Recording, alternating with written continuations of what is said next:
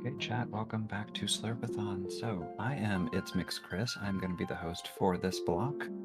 We are doing Final Fantasy I Pixel Remaster, and I'm going to go ahead and hand it over to the runner and their co-commentator. Hi, I'm back. My name is xIceBlue. I am the runner for FF1 Pixel Remaster, and in the booth with me I have... Hi, I'm Amerlin. I picked up this game legitimately because xIceBlue wrote some really good notes on it, and it's a pretty relatively easy run to learn and pretty fun.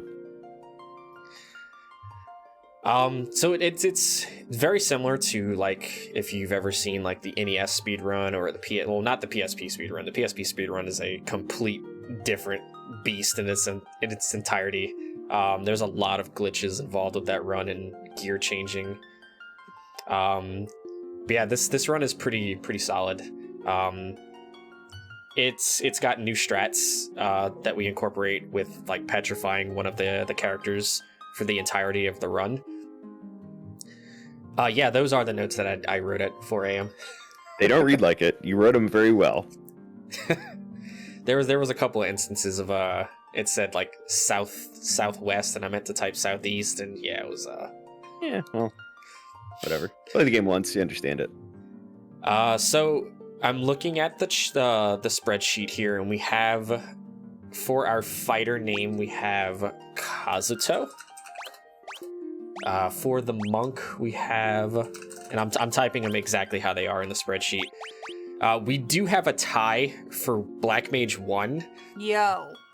So I'm hoping that the folks that donated. I'm actually going to jump in for a second here. Oh. Right as we were setting up, we actually got in a second $25 donation for the Black Mage being named Divine. So I'm not trying to jump on Chris's toes. I'm just jumping in saying, hey, this happened in like 2 seconds. Well, all right. Well, we now have Divine, and our fourth Black Mage is... So look, it kind of works out, because now his name is, we have Divine Bong. But yeah, all right. Blazing speed. Blazing speed. So yeah, I'm ready to, whenever you're ready, we can do a countdown. In 3, 2, 1, go. So we get a lovely and wonderful cutscene that is absolutely not skippable in this version. So we get to watch this cutscene, and it explains everything to us of what's going on with the world, telling you that the winds have stopped, the earth is decaying, the tides are dying, and it's basically just telling us that, like, the crystals are, we need to light the crystals, which there's a lot of references in this game that I will typically reference the NES version, because that is what I'm familiar with. So like all my splits on, like, my actual splits are names from, like, the NES version. So like you have the TNT, it's the nitro powder in this version. I still call it the TNT. Things like that. Yeah, I'd actually never played this game before picking up the Pixel Remaster. I think the first Final Fantasy I played was like 9. Oh, it's the best one. I agree. That is my favorite. 9 is the absolute best. I will not be taking questions at this time about FF9 being the best. If only the speedrun wasn't like 20 hours. Yeah. Like the speedrun itself actually requires you to get the Excalibur 2. Yep. How does this one compare to the PSP remake? That's the last reference point for Final Fantasy I remake I have. So the PSP version is very glitched. Like right at the start of the run, you grab the leather cap in the Temple of Fiends and you turn it into a flare staff, and it's pretty crazy from there. Kind of win the game from there, yeah. All right, so we have to go and do some shopping. We start with some gear, but the gear is pretty bad. We're gonna do some shopping just to kind of change up a gear and ensure that our characters are fine. Yeah, so the route xIceBlue is doing is double Black Mage, which is definitely not the recommended beginner route because it's pretty hard. You can get screwed really easily by a lot of the RNG that exists in the game. just because black mages are a lot weaker. Yeah. Early game. Late game, they're overpowered, but in this early first, like 30, 45 minutes. The moment you get your tier 2 spells, you just become a tank, like a disaster tank. Yeah. Because like as long as you're utilizing like enemy weaknesses, like with spells, you'll pretty much one-shot every encounter you come across.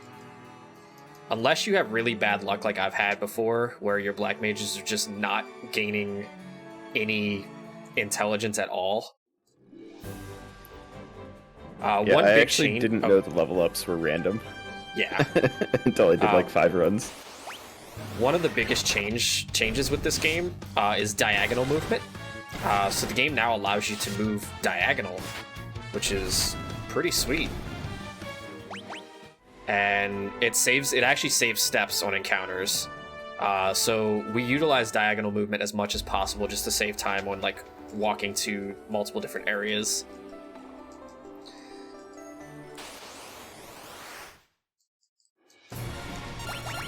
There's also a auto battle feature that he's using, where if you input a set of commands and then hit the auto battle button, it'll just repeat those commands forever until either you die or the thing dies. It even remembers it like through like the next battle, which is really nice. Yeah.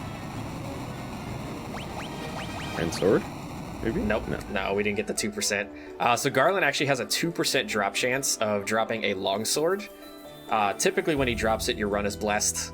I didn't get a longsword until I had about 120 runs under my belt. 2%, 120 runs. The math adds up, right? Double drop rate, yeah.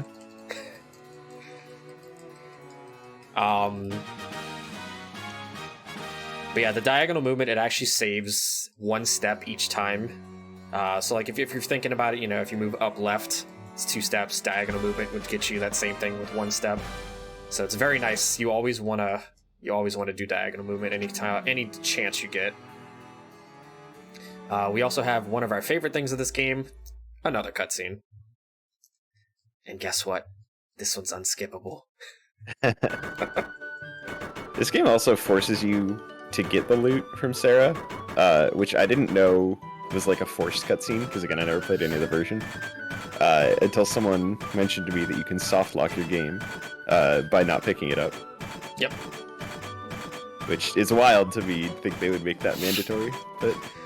Yeah, in the original Final Fantasy, if you were running a party that didn't have warp or exit, and you went into the Temple of Fiends, revisited the final dungeon, and you didn't pick up the loot from Princess Sarah, you soft lock your game until either you die and just reload the game, or you just don't do anything. Alright, so we're going to enter town here. The only thing we're going to do is we're just going to stay at the inn. One big gripe about the game is that the inn defaults to the answer no. I don't know anybody that would, purposely enter a building just to say no. If I'm entering like a place where I want to, sleep or something, I'm gonna say yes, unless they tell me the room is like $600, and I'm like, okay, never mind. Oh, hang on, actually, maybe not. Oh, by the way, we have another cutscene. I promise the cutscenes they become a lot less later on. Yeah, there's like really not any more. There's a few, but they're all like integral parts of the run, where this one just kind of feels like, okay, cool, we get it. Intro story text. It's the lore. Next time you enter a building, you're gonna just say no and walk away. I mean, you could always just like. You should bring like a deck of Uno cards with you, and like if you're going to like a supermarket, just hand them an Uno card, the reverse or the, You draw a random card, and if it's above a certain number, you actually buy from the store.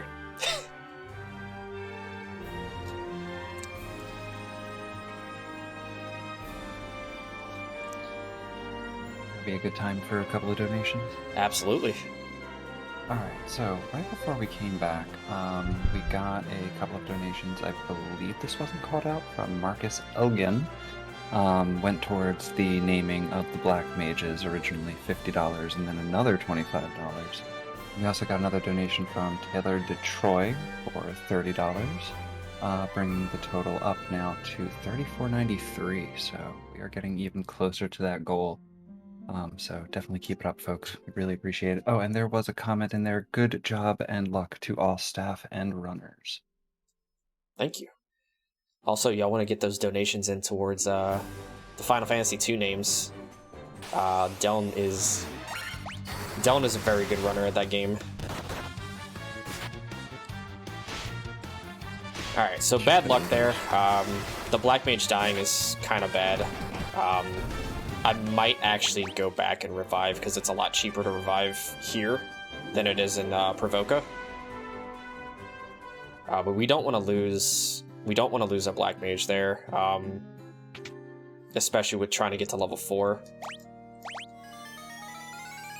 Yeah, for people who haven't played this, right now you can't actually bring anyone back to life like in any other way other than going back to town, going to a chapel, and resurrecting them. Yeah, like sleeping in an inn doesn't work. Yeah, and unfortunately we don't have any way of reviving them until later on in the game when we can actually afford Phoenix Downs, because they cost like an arm and a leg. And we don't actually have spare money until much later into the game. The encounters on this side of the bridge are pretty dangerous. What we're looking for is not creeps or Gygus worms in this encounter. We do want ogres because we do want money. And the reason that we want money is we're going to be making a purchase of a temper spell in Provoca. And that temper spell is going to come in handy for Astos coming up, which is a boss that is guarding the crown. It's the biggest plot twist in Final Fantasy history. You basically didn't even see it coming, honestly.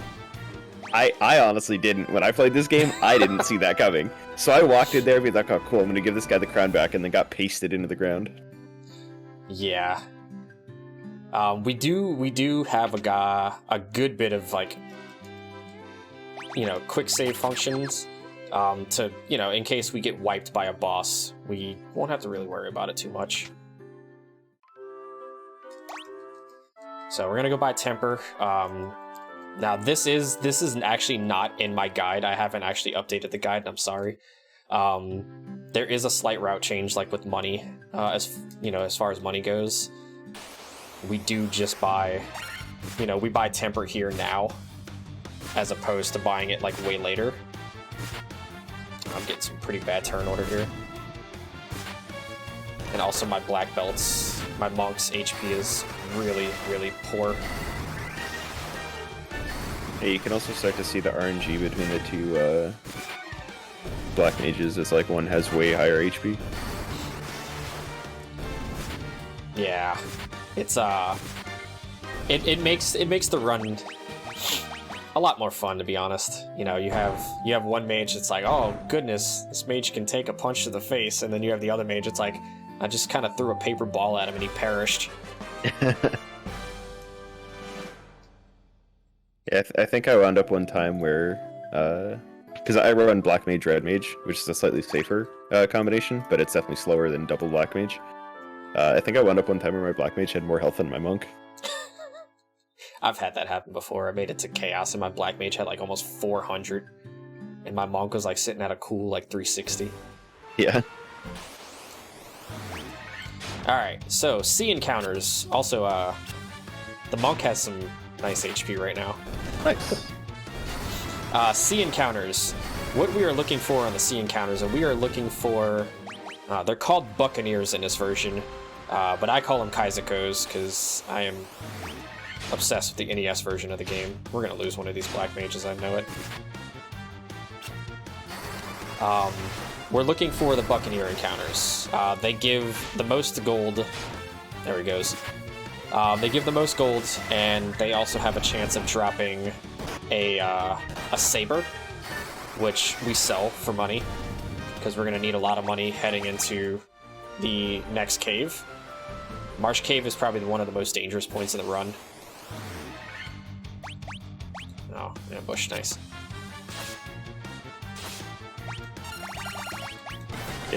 Yeah, so the enemies will attack. They're supposed to attack the first and second slots in your party a lot more. In practice, I find that that's not quite accurate. They tend to just beat the hell out of my mages. In like the actual files, because you know, there are modders out there that have dumped the entire game file. It says that it's a 50% chance to hit your top person, 25% chance to hit bottom or your second person, and then 12.5 for both. It does not feel like it's those numbers. We're gonna farm a little bit of gold here. Getting ambushed by this counter is really bad.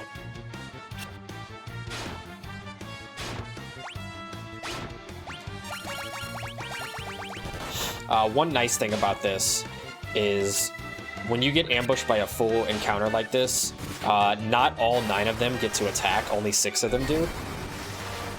So it's pretty nice to know like when to stop the auto battle for its, you know, speeding up. So, I actually didn't know that. Yep. Whenever you get ambushed by any sort of encounter that's like large like this, it's pretty safe to stop the auto battle after like 5, and there goes the Black Mage again. Divine is just not having it today. They need to eat, you know, their Wheaties more. 50 HP is just poor. That potion would have came in handy a little bit sooner. Alright, so we're back here in Cornelia, spending some more money. Dan Vine, oh Jesus. They need crawfish, they need waffles. What am I at gold-wise? 15. I want to be able to purchase a Thundara charge for the second Black Mage, and I want to be able to purchase some materials for like healing and removing poison.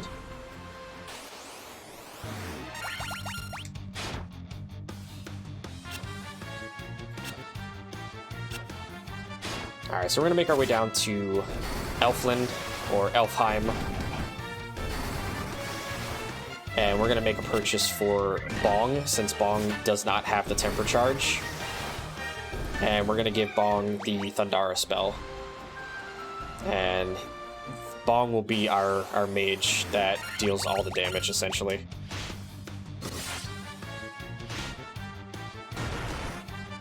It's really bad that one of my Black Mages almost has more HP than my fighter. That's a little concerning, in my opinion. I mean, they're the tank now.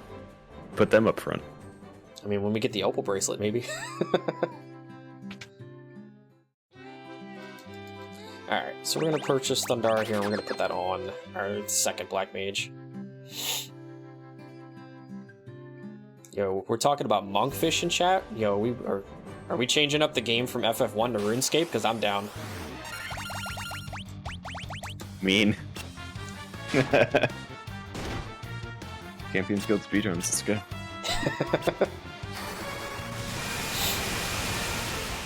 Yeah, now that xIceBlue has Thundara, this gets like way easier to fight things. Yeah, and to save frames, we essentially just make everybody else defend, so they don't attack, and we just have our Thundara caster.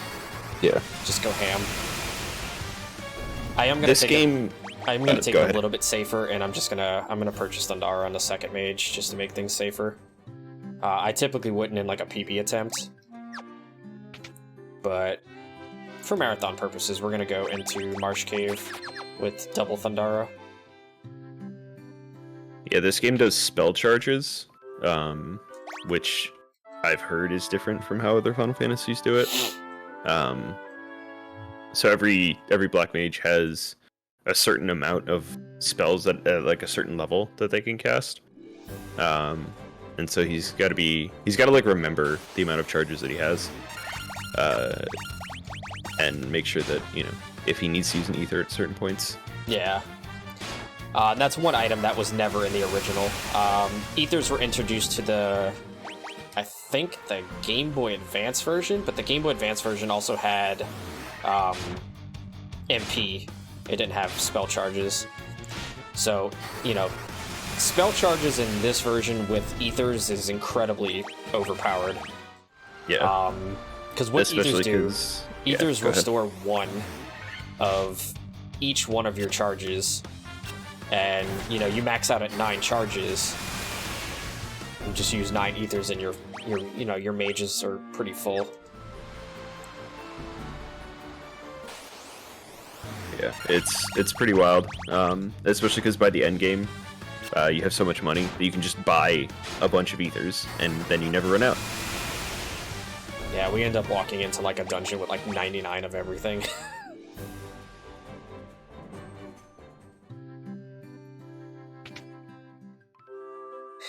Yeah, our Divine is he missed leg day.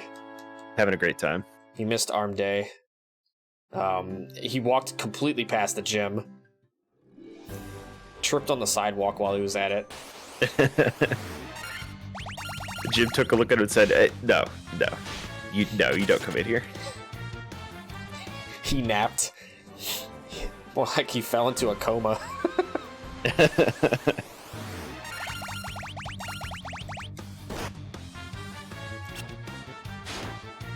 So yeah, we're looking for. I'd like to get about 1,400 gold for Marsh Cave. Might go a little bit sooner than that.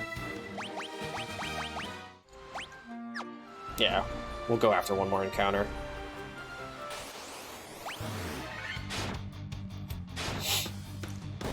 Yeah, part of the route is really interesting for this game because, like, early and mid game you use your black mages a lot, and then at the very end of the game it's your monk who's just doing everything. Yeah, we actually and it's funny because the name of the black mage 2 is Bong. We actually petrify the warrior in Earth Cave, and they stay petrified the entire run. And it's known in the community. We just say that, you know, we're just gonna get stoned. Yeah, that's pretty new, right? Or at least since I've been running. It's in the route. But yeah, no, petrifying the warrior. So Chaos, which we love to refer to Chaos as the casino owner. And I laugh about it because I know Mega Man 9 runners know all about the casino. Wily's Casino. I know about Wily's Casino. The entirety of Temple of Fiends Revisited is essentially just a giant casino. Lich 2 has a I think it's like an 11% chance to cast Flare, which does upwards to like 300, 400 damage to your whole party. Chaos is no different. So we refer to Chaos as the casino owner, and then all the bosses before that, Tiamat 2, Kraken 2, Marilith 2, and Lich 2, are all just casino employees. And I think the only one I've ever really had a problem with is Lich. The other 3 are pretty straightforward for me, and then obviously Chaos is totally random. Yeah. Marilith has given me trouble before. Just physical attacks on my on my mages, and just one-shotting them or one-shotting my monk. But yeah, it's the end of the game is a big casino, and we found a way to kind of like mitigate that. So Eat It Up, one of the modders for this game, actually dumped the entire ROM and sent me a detailed list of every boss's chance to use a spell, a skill, or an attack. And I actually incorporated a lot of that information into the guide I wrote. And Chaos has a 40% chance to physical attack. Which is crazy. That's a big chance of physical attacks. Chaos also has like a pretty high chance of casting haste on himself, which doubles the amount of attacks that he gets, which will basically turn his damage into 800 damage per physical attack. So what we do to mitigate that is we keep that fighter, the warrior, petrified the entire run. And the way that the mechanics of this game works is you can still be targeted. This is a terrible encounter. I'm just going to double Thundar. You can still be targeted while you are petrified. And what it does is it just results in a miss on your character. So we keep the fighter, the warrior, petrified. So we wanna bait out attacks towards the fighter, so they miss, and it basically just wastes Chaos's turn. So this upcoming thing. This is not a good encounter. When I was learning this game, someone told me this encounter was random in the number you get. And I was like, man, I'm getting really unlucky and getting 4 every single time. And then someone told me it wasn't random. So. In this version, it is not random. It is always a 4. Yeah. This is probably the hardest part of we the just early got a game preemptive. Here. That's really good. The freest Pisco Demon fight you can ever get. An ambush on them. Yeah. Double Thundara kills them all. Because they have like 86 HP? 84. Like yeah. Very close, yeah. 84 HP. They're super dangerous. They can take your black mages out in one hit. Yeah, that fight is way harder than he made it seem. Because if you just get unlucky, they just wipe your entire party really fast. In every other version of the game, you cannot ambush that encounter, simply because the fight itself is something called an unrunnable. Every version of Final Fantasy has unrunnable encounters, which are, you can't escape from that encounter. They are, maxed out, what is it? I think it's like the evasion stat or something. But yeah, you just can't run from them. The game will not let you run. In this version, they changed that. You can run from pretty much every single encounter, except for bosses. You can run from, or if it's I think if it's like one of those like if you see like the NPC on the the map overworld, you can't run from those encounters. Those are forced that you have to fight those.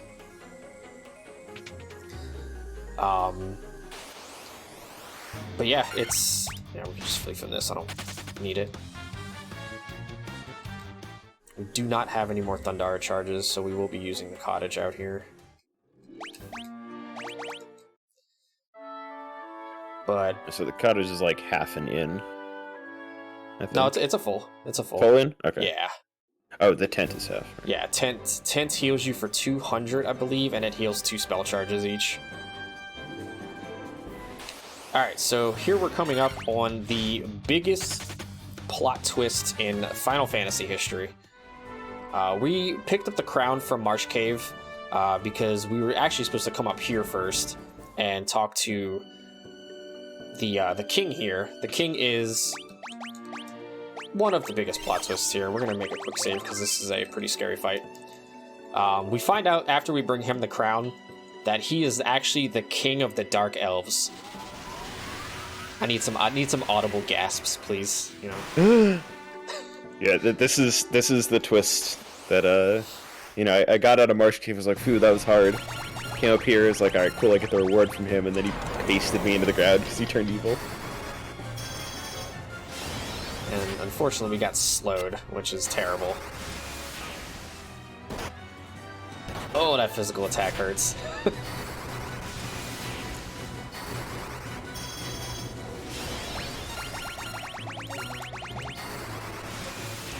Alright, we're gonna... Okay, good. Death mists.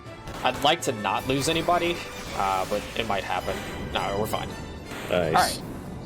So, we're thankful we didn't get any AoE spells. Astos has an 11 point some random numbers.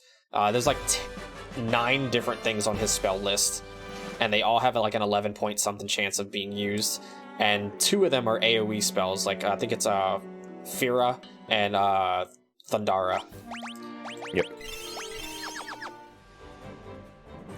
Yeah, if he only casts elemental magic, then the fight is over and you reset.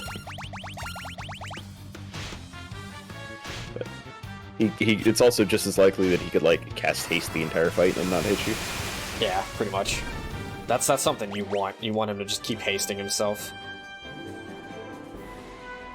Alright, so we're gonna take the crystal eye we just got from Astos, and we're gonna take it up to the mage Matoya, who we never actually met. But, you know, we're just collecting all these random items and bringing them to people we don't even know. It's just what we do. Wandering into places, rifling through people's pockets, and going somewhere else and going, hey guys, is this yours? Weird. Hey, did you lose this?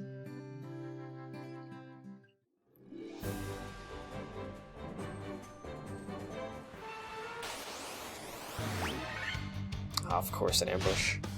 I'm gonna hydrate. Chat, can y'all hydrate for me? Any water near me?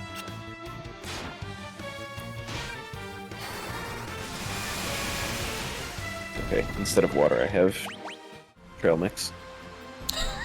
Reminder. I mean, it's got water in it, right?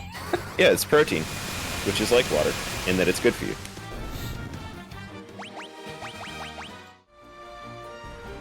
Alright, so we're gonna make our way up here. We're gonna head under the bridge. Can you drink trail mix? I mean, if you have a easy. If you have a blender, anything can be, you know, you can drink anything.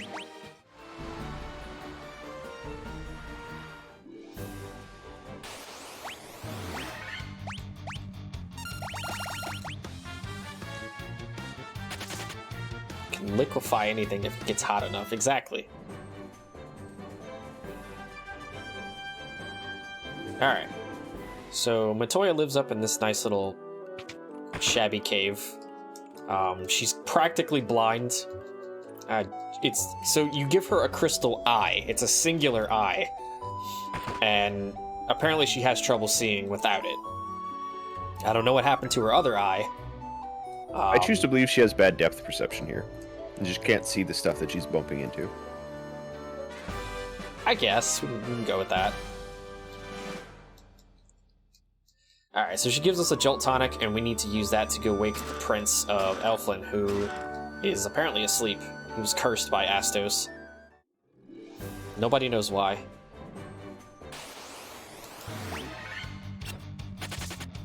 We don't want to waste any of our spell charges on these littler encounters, yeah. Guess we can go with that word. English is impossible. Yeah, and it's not worth, like, auto-fighting them either, because, like, he would basically one-shot them all at this point, but, you know, that takes 4 attack animations plus however many of them get to attack. Alright, and since we know that Divine does not have any more spell charges, we're gonna hope that Bong goes first here and gets the spell Thundara off. I'm actually gonna use that.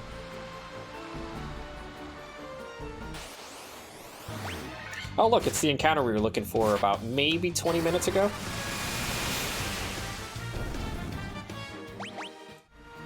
Oh, we didn't get the nice complimentary slap to the face of the saber drop. Alright, so we're gonna head back over to Elflin, and we're gonna turn in our final piece of this fetch quest. The Jolt Tonic goes right to the Prince to waken, and he's gonna give us the Mystic Key. And the Mystic Key is going to allow us to open locked doors in some dungeons and most towns and castles. And we got some pretty nice items in there. Basically just telling us that, hey, we can go and loot and pillage your castle.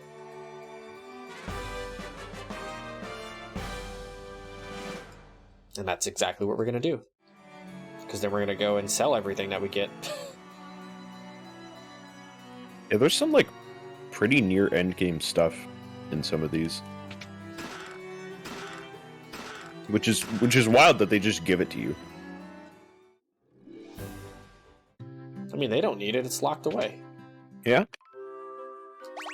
I will gladly take it off their hands. You could bring it to, like, the vendor from, like, Resident Evil 4. Buy it at a high price. Alright, so with our new fashionable Mystic Key, we're going to head right back to the very first castle. Cornelia Castle. There is 6 chests that we're going to open in there. And one of them is going to contain our nitro powder. And we're going to use that nitro powder to open up the canal. And that canal is going to give us basically access to the entire world.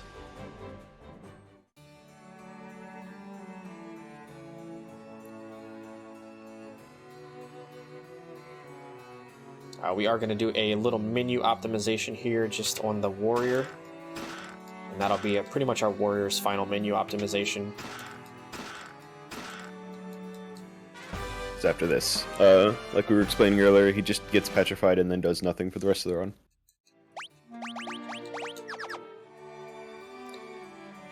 He gets stoned. Forgets about the entire run. Shoutouts to our second black mage.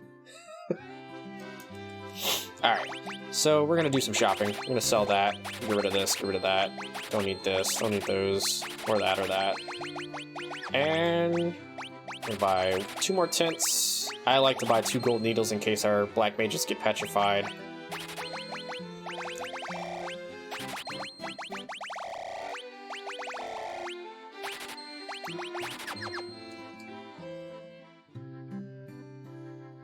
Yeah, one of the smaller minor things in this game that I again just learned was a quality of life thing.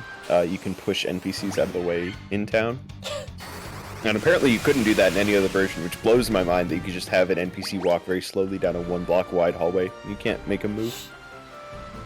I need the randomizer, like the NES randomizer has a feature, it's called NPC Guillotine. And if you get stuck behind an NPC and you just talk to them, it just completely erases their sprite from existence. That's pretty good. It's like if somebody just gets in your way, you just talk to them and you're like, hey, and then suddenly they're just gone.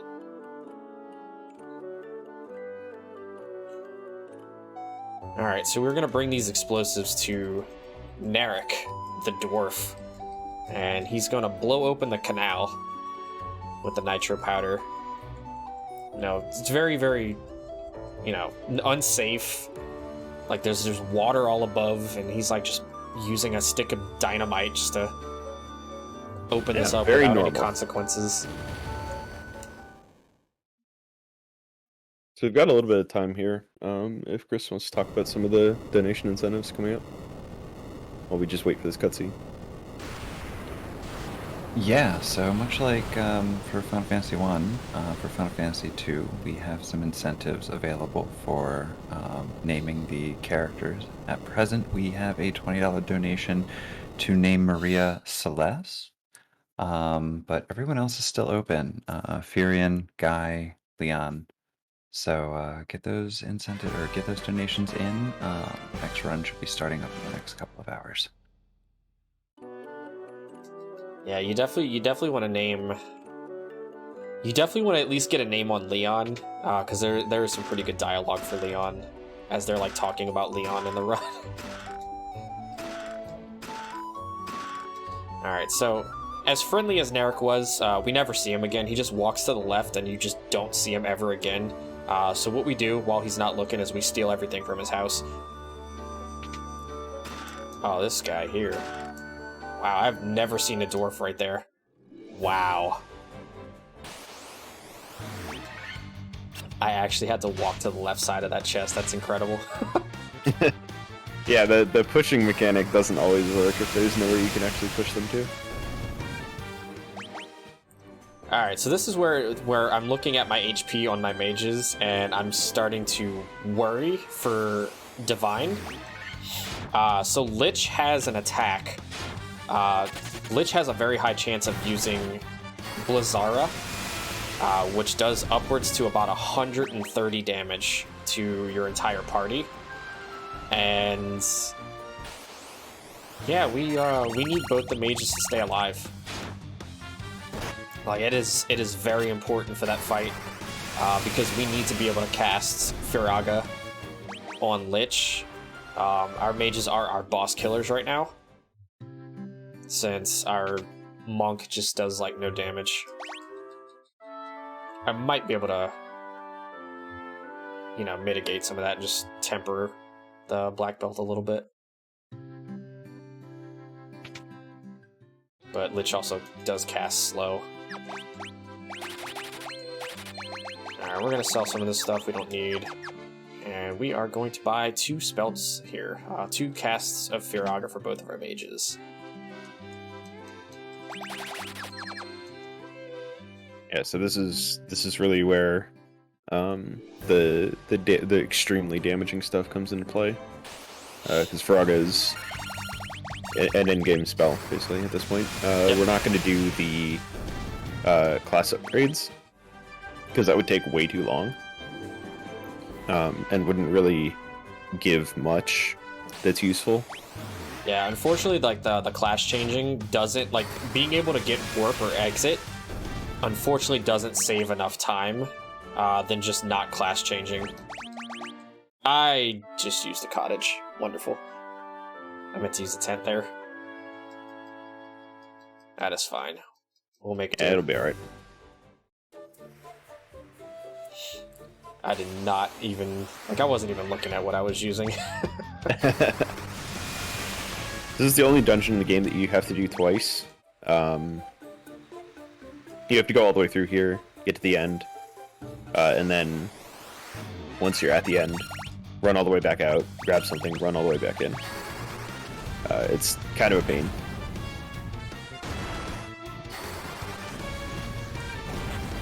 Okay, so what we're looking for here is we do want those Gygus encounters. They do have a chance of dropping tents, which is really nice. I do want to have at least one Firaga charge in case we get this encounter here. Exactly. Trolls are very dangerous. Bulls not so much, or Minotaurs not so much, but trolls do a lot of damage, but they also die to a Firaga charge. I want to keep everybody healed here.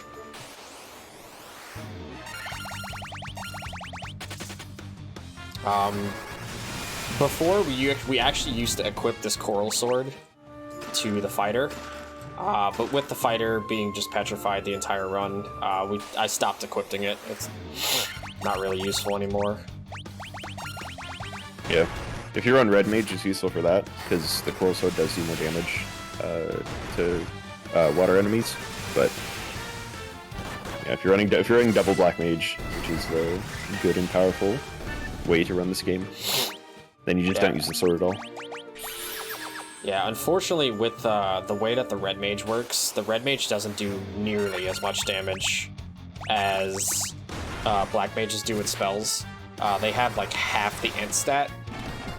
So like whenever your Black Mages are sitting here hitting like 120 damage with Thundaras, your Red Mage is hitting for like 50s. Yeah. We are going to heal you, and I'm going to make a quick save. We do need to find an encounter here, so I may... No, well, here we go. Alright, so I'm going to defend here, and we're going to pray that... Oh, it's already good. Easy.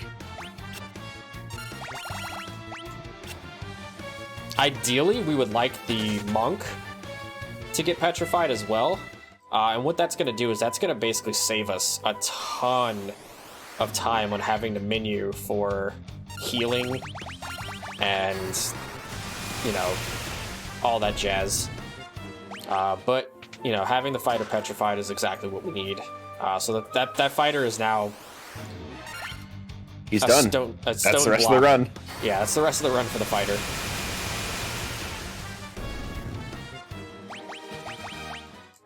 He has entered the stone statue state. The stone zone.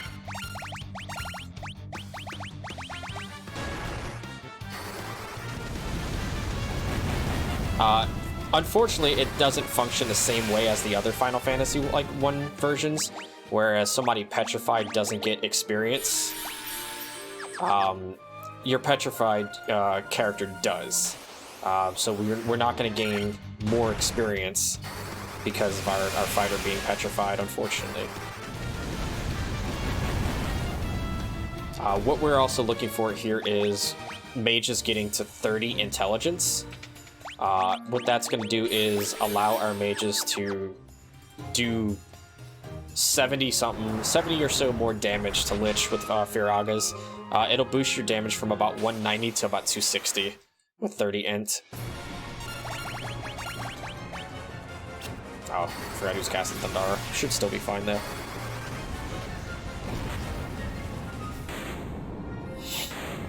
The vampire is a very easy boss for some reason.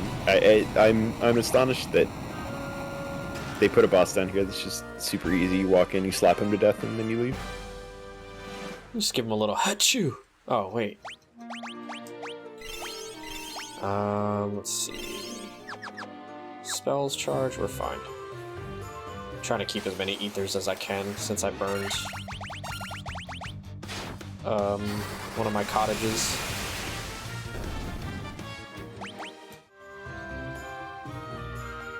The beginning part of this run is a little bit on the micro-optimization side as far as ethers go. Since ethers are a little more scarce in the very beginning, since we're kind of broke, you absolutely want to make sure when you're using an ether, you're not using it just to heal like one spell charge and like your other set, like your Thundaras are full. You don't want to do that. Yeah, you want to evenly burn through everything. Let's see. Get you that.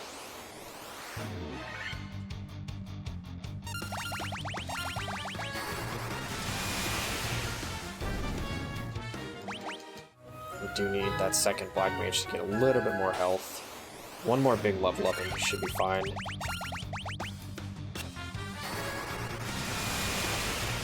Yes, this is what I was talking about earlier, where he's just got to run backwards out of the cave.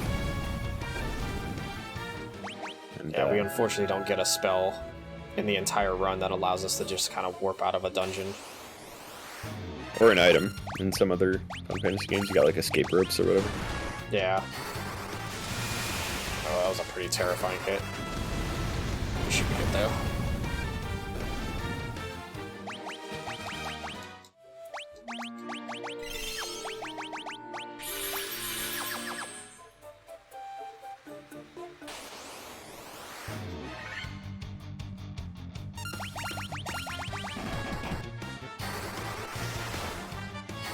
Alright, since I used that extra cottage, we're gonna kind of play a little safe on the spell charges here.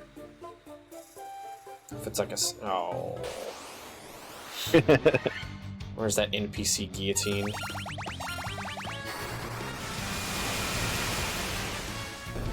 This is what Earth Cave is famous for. Blocking you with bats.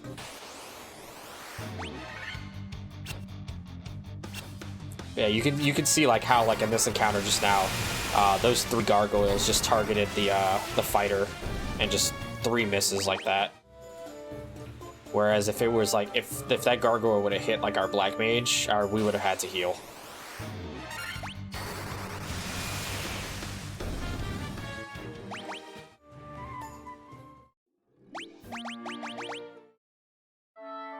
Okay, so we'll probably just use an extra tent here to kind of make up for the cottage, because I usually like to cottage up before our second dive into Earth Cave.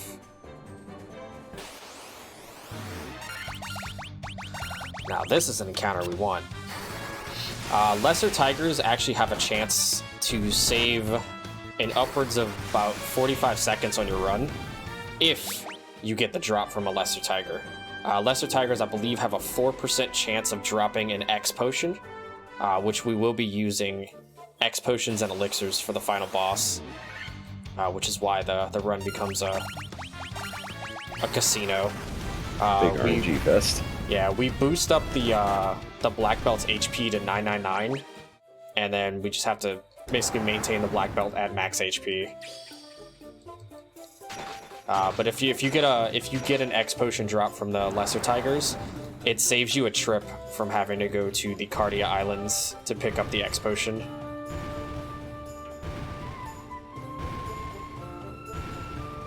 And I think as far as like a safety goes, I'll probably pick up the X potion plus the elixir. Maybe not. I should be fine. 2 is usually more than enough. Yeah. My instant, however, is not fine.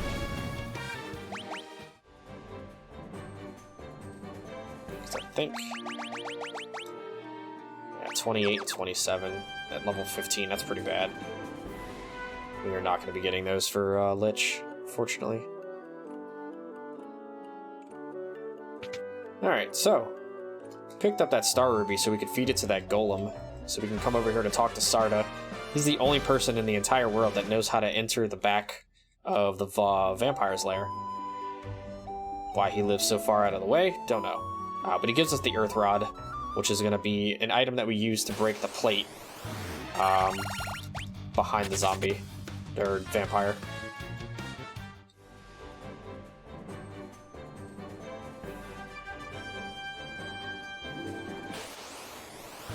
Yeah, it's all the other dungeons give you an automatic teleport out when you beat the boss, and so it was strange to me that Earth Cave doesn't do that. I guess you do get one when you beat Lich, but you don't get one when you beat Vampire. That's pretty unfortunate.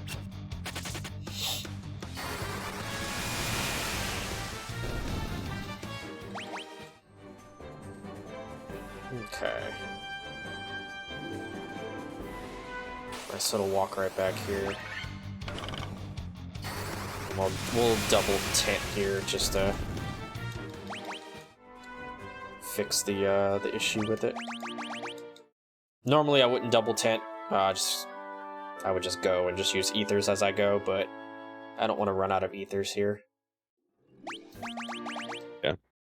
This is one of the last major parts where you gotta be careful of your item consumption, because past here we have infinite amounts of money. Yeah, depending on how you route yourself through like Ice Cave, there are some runners that don't grab the gold treasury in Ice Cave. I do, because I like picking up, you know, extra safeties and maxing out money, whatnot. But like, I guess if you're going for like time, trying to go for record, then yeah, you want to skip the treasure down there and just skip buying the like the pro rings. Hill Gygus is one of the best encounters you can get here. Mainly you get almost 2,000 gold just from the encounter if you get 2. Like I was saying before, they also have a chance of dropping a tent, which is pretty major.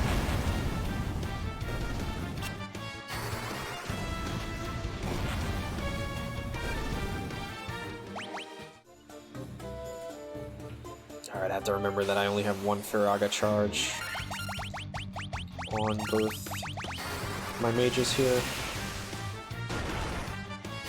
Yeah, me learning this one was just a lot of counting out loud to myself as my charges were dropping. Yeah. It's a good practice, honestly. Luckily, you don't have to beat Vampire again. That's another thing that it makes you do, which is nice. I mean, granted, he is just like 1 spell charge, but I mean, if he really wanted a piece of me a second time, I don't mind.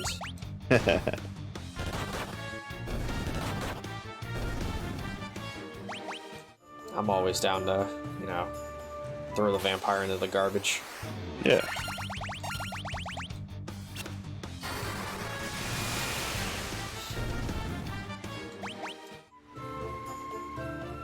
Alright. So we're going to take that Earth Rod that we found a little bit ago, and we're going to enter the back half of this dungeon, which is also, could be technically considered scariest part of the dungeon. Heal up a little bit, get some more spell charges.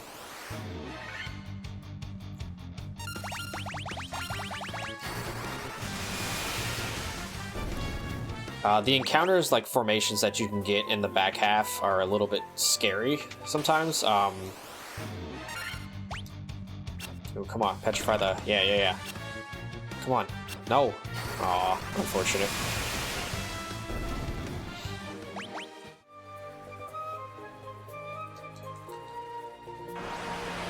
Like, really, we won't need the monk until we get to the Fiend of Air.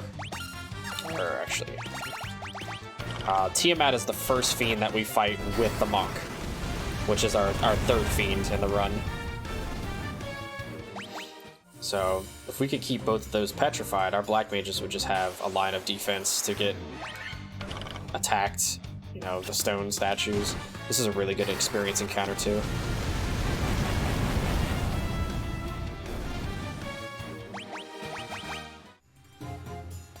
I did not see if you got 30 int. I didn't either. Went by too fast for me. Sorry. Oh no. How dare you? Speed running. Ugh. Sorry, I'll slow it down a little bit. My bad. Thank you, really appreciate it. Do a real let's play up in here.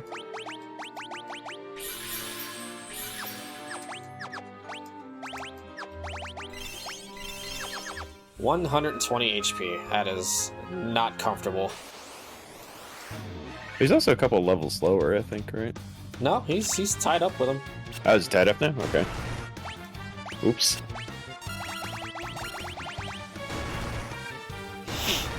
I mean, Divine is the one that missed leg day, so can't do anything about that one. Alright, Bong did not get 30 int. If he did, he would have did about 120 damage with Thundara. Alright, so what we're hoping for is that, you know, Lich doesn't cast any spells that kill. Yeah. Thundara Just would be hope fine. that he's nice. I actually might try and buff up the black belt here instead of casting Firaga with him. That way, in case he does hit with Blizzara, the black belt will have some damage. We'll see how it works.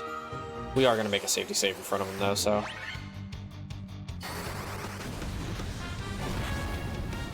Alright, so we have our first major boss of the run.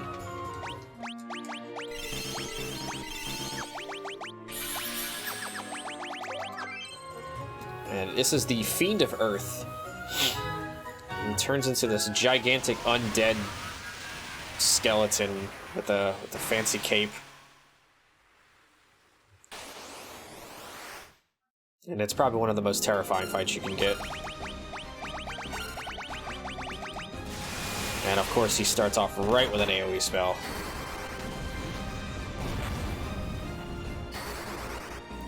I don't know if this fight's gonna be really good here. Nope. Nope. Bad RNG. That's okay, that's why we make quick saves. Very, very bad RNG there. Luckily, full life is actually pretty decent because he reset really fast. Yeah, that's worst case scenario that you can get there.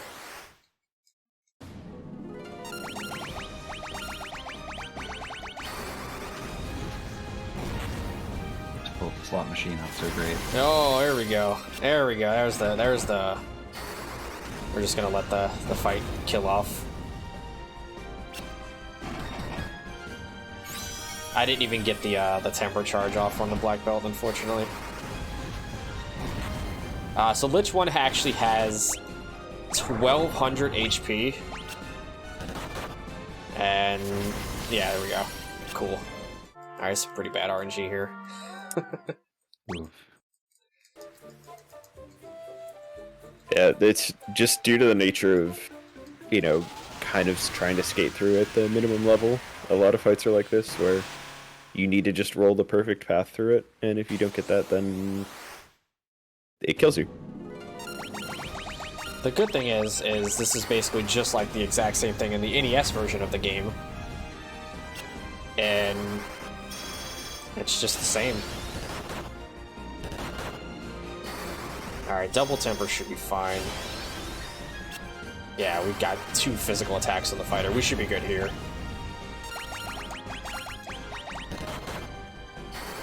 Yeah, with the black belt doing 200 damage per punch. I'm not exactly worried about it unless he gets first turn here.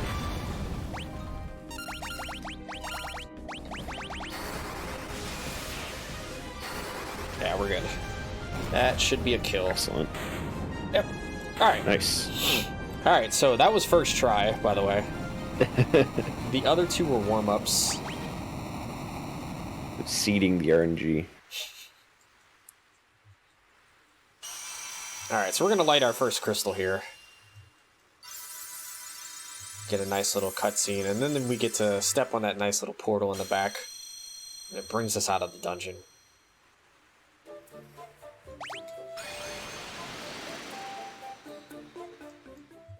And we're going to immediately tent up, because we need health.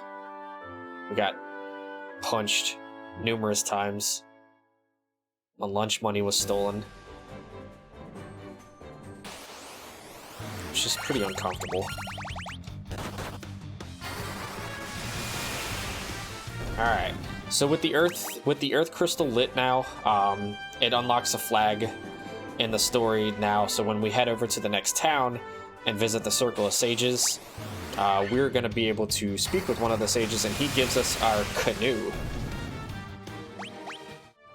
But first, we're going to make a stop over here in Melmond. We do have a couple purchases to do here. We're going to sell off that coral sword. And this crossier, or however you pronounce that. Crossier. Crozier? Yeah, that. I always thought it was Crozier. I don't know. I don't know. I'm bad at pronunciations and things. I have to apologize to every new person that shows up in my chat, and I'm like, I am so sorry if I butcher your name.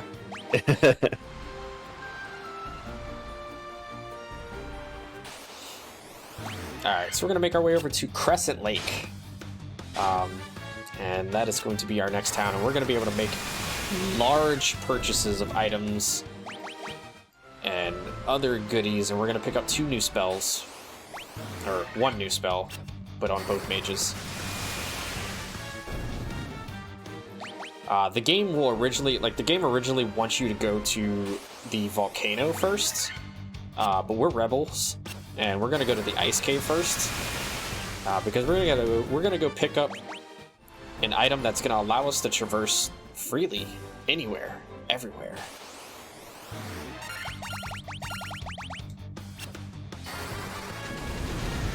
This is a very good encounter to get. Very high experience. Get about 4,000, I believe.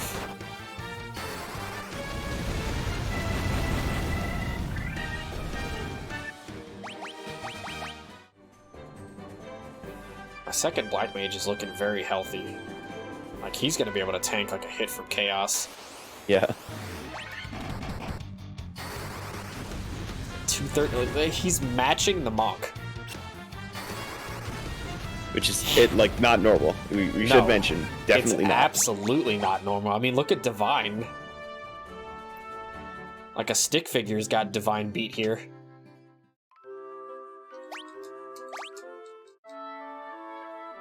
Yeah, EXPs if you're an FFR, Final Fantasy Rando player, is what we call them. Alright, so we're gonna do some shopping again. We're gonna pick up a couple of more tents. We're gonna pick up some Phoenix Downs. We're gonna max out our potions.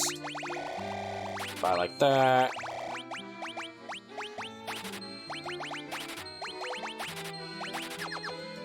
We want to make sure you have 26,000. If you don't have 26,000, then you are in trouble with trying to buy Thundaga.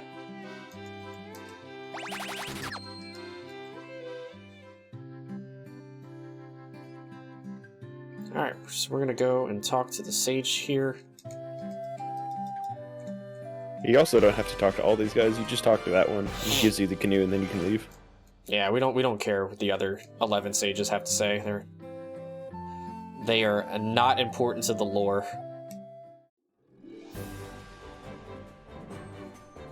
And we're just gonna leave. This game does share a very similar feature, like in the original Final Fantasy. So in the original Final Fantasy, you had the ability to save steps, as they call them. So certain step tiles would have no effect on your encounter rate. Oh, actually, you know what? I'm gonna come back. I need antidotes. I just realized there's a lot of poisonous junk in Ice Cave.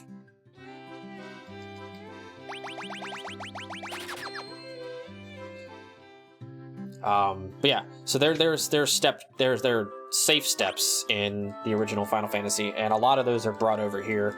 So like if you ever see me like walking along like a ship's dock, all the dock tiles are safe. When you step onto a canoe like that, that's a safe step, and stepping off of it is also a safe step. So you'll see a lot of that, just to kind of micromanage getting encounters in places. Alright, so Bong has 30 int. That's good to know. That means Firaga will one-shot Frost Dragons.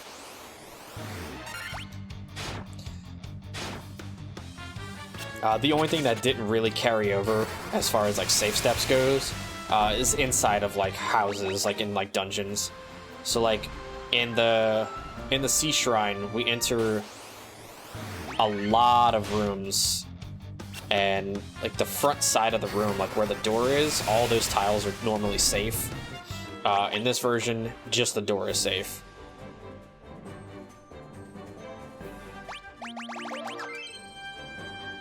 Alright, we make a lot of quick saves here, mainly for this, because we could lose somebody here.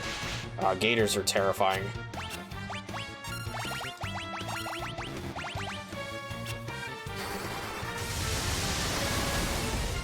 Kind of want to knock out these encounters as fast as possible. Yeah, everything through here is pretty dangerous, because again, he's doing this before. Yeah, we're supposed to go through kind the of out of order.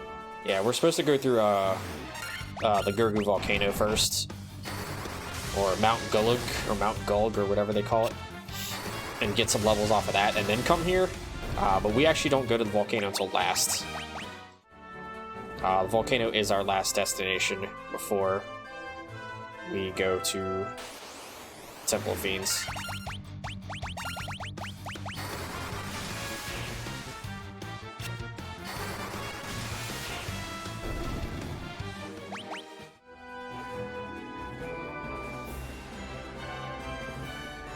I'm actually shocked we didn't get the famous Arkarib Frost Gator encounter that they added to these earlier canals. It's truly one of the most terrifying encounters you could possibly get.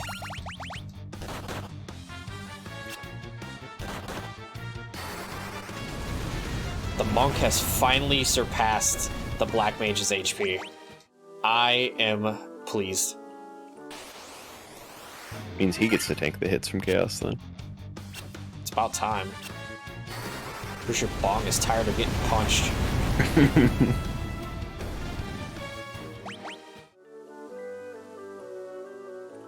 So yeah, pretty much from this point on, we don't really need to worry about ether saving.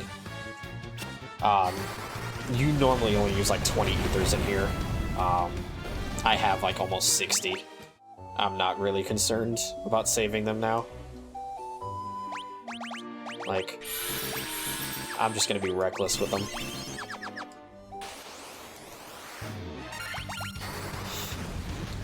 This is a pretty scary floor in the ice cave. Oh, alright, well, see ya.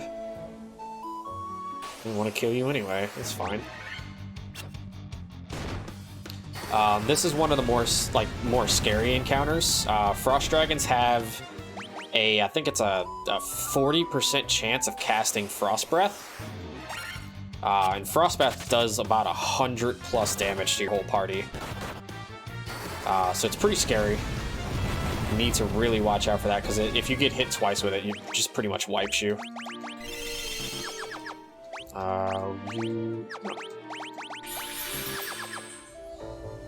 And then you also run into an encounter called Sorcerers. Sorcerers have Death Touch, which is, you know, scary. Not great. So touch attacks in this game. So how enemies can, like, whenever they physical attack you and you get stunned, they have here. This is it right here. Kill it with fire.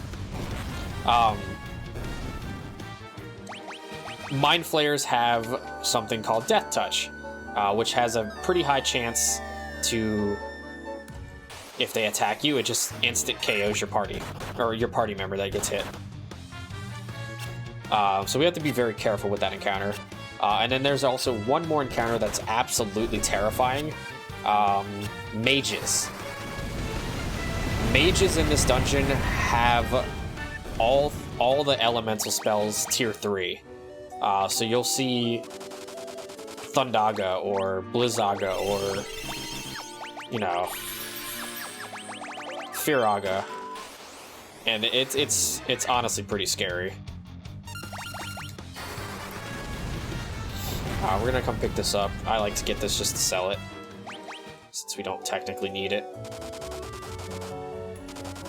In a PB or a record run, I would absolutely skip that. But for marathon, we're gonna absolutely grab that. I think it sells for 15,000, if I recall. I don't know, I haven't done a lot of checking on how much stuff costs.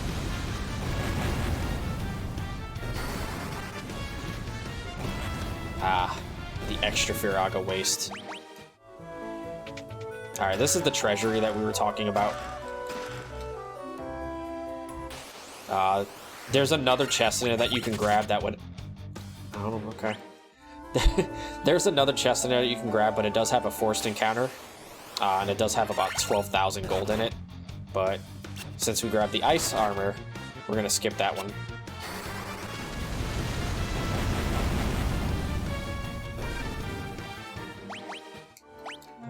Looking at spell charges here.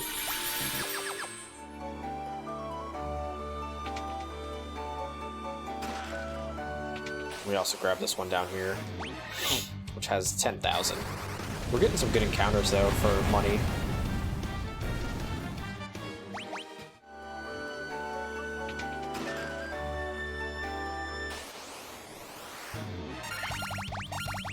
Yeah, it's really lucky that nothing in this cave is like hyper dangerous. Besides, obviously the touch people, but That and the mages. yeah. And if you like, you generally can one-shot them with Firaga anyway, so.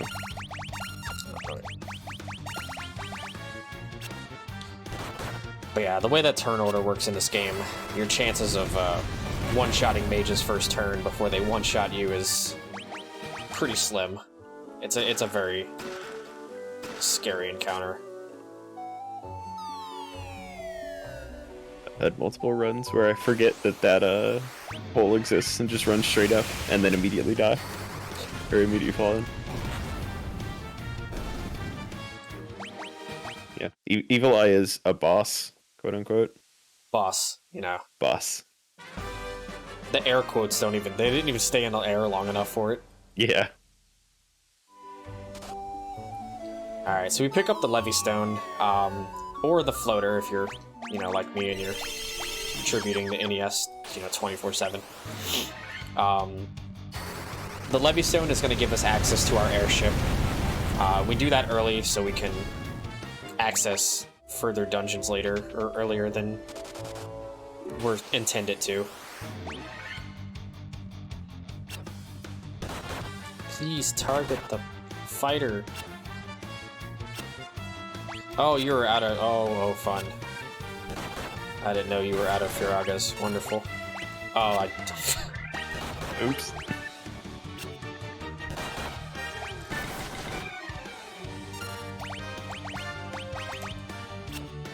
Okay.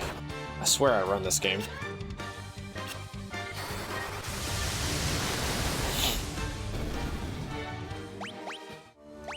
Everything's fine. Nothing's on fire. Yeah. Nothing. Not a thing.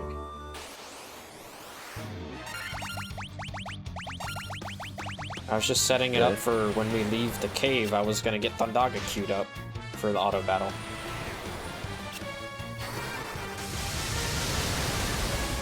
Yeah, that just kind of unintentionally illustrates like how easy it is to lose charge of your spell charges. And you know, if you mess up and hit auto battle, your black mage is gonna hit attack. Yeah, whenever you run out of spell charges, if they don't have any spell charges left, they just physical attack. Which is bad. Yeah. Okay, so we're getting out of here.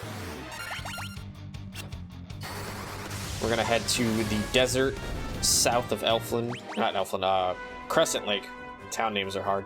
We're gonna go pick up our floater or airship.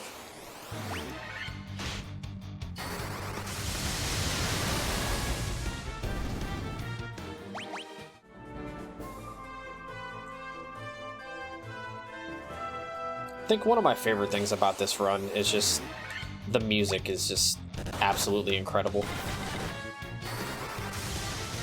Like, I love the redone soundtrack that they did with it. It's just so good.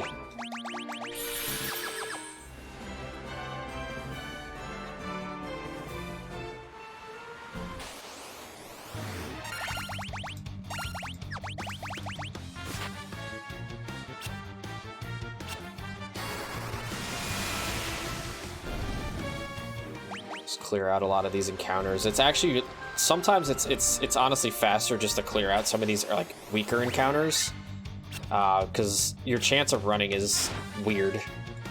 So it's typically just faster just to clear. Yeah, it also helps prevent a lot of like enemy attacks. I think the only section of the game where we really run from enemies is the volcano and Temple of Fiends Revisited. That's where we'll end up running from most of the encounters there. We want to get at least like level 33 or so, but other than that, I typically go based off of how much HP my monk has instead of levels.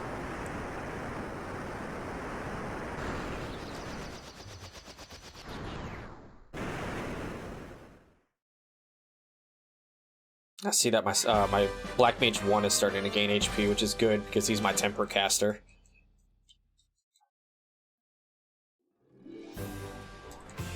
Alright, so there's a couple spells that we missed over here that we're going to go pick up now.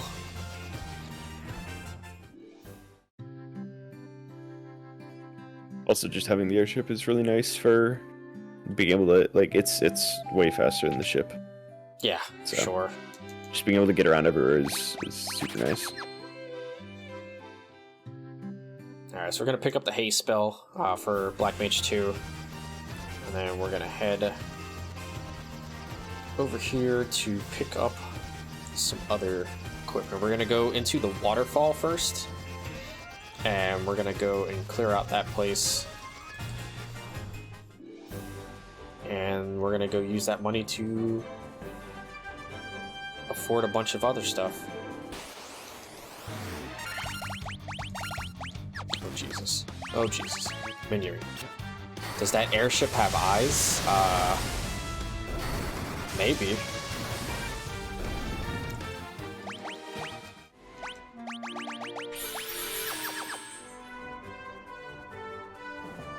Good news is if you keep up the spell charges, like even if it runs out, as long as you keep up the spell charges for the next fight, they'll just continue casting, which is good.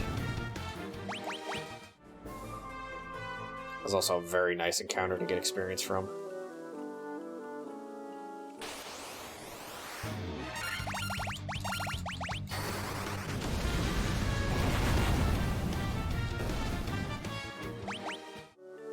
The only encounter we don't want to see in the waterfall cave is the gas dragon. Gas dragon is pretty scary. Poison gas does a ton of damage. and it just not pleasant. I'm not sure I've ever actually even seen that encounter, even when I was playing through this casually. Really? Yeah. Maybe, Well, maybe I just got lucky. Now that you said that, you know you're gonna see what Of course, next it's run. yeah, my next run, easy. This is also a pretty scary encounter. Pyralisks have a move called Gaze, which is basically just it insta-kills whoever it hits. Thankfully, we didn't see it happen. The only way to stop that is if we get an equipment called the Pro Ring, or Protect Ring. And that stops that from, you know, affecting us. But we got lucky there. Now we have to worry about it happening here. And there goes the Black Mage. And there goes the Monk. Jeez. Well, Bong gets a lot of XP. Yeah.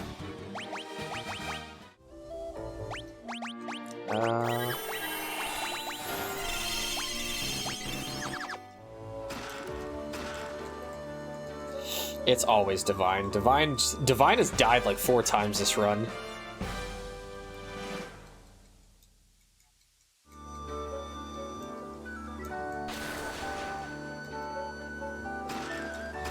I have faith in you, Bong. Alright, so we're gonna equip that ribbon. The ribbon has pretty much every protection in the game, with the exception of non-elemental. There are a couple of moves in the game that are non-elemental that you essentially just can't block. And the ribbon does not protect you against non-elemental damage.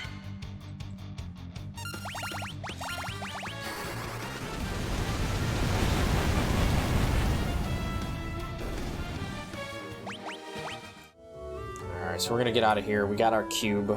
We got what we came for. We have a bunch of stuff that we can sell. Thank you, that's Thundaga. What you use on these things.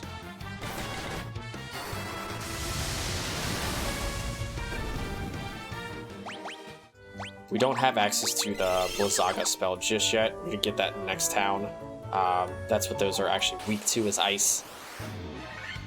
Or whatever, we'll just auto-cast. Oh, okay, you're out of Thundagas, alright. Good to know. Yeah, but I think it's what, like, nothing is resistant to thunder? I remember Claude telling me some stuff one time. I just don't remember which spell it was. It's typically thunder, yeah. Yeah.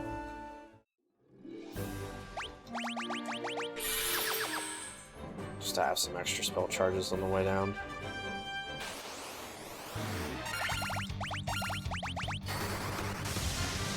Alright, so we have a shopping adventure to go here.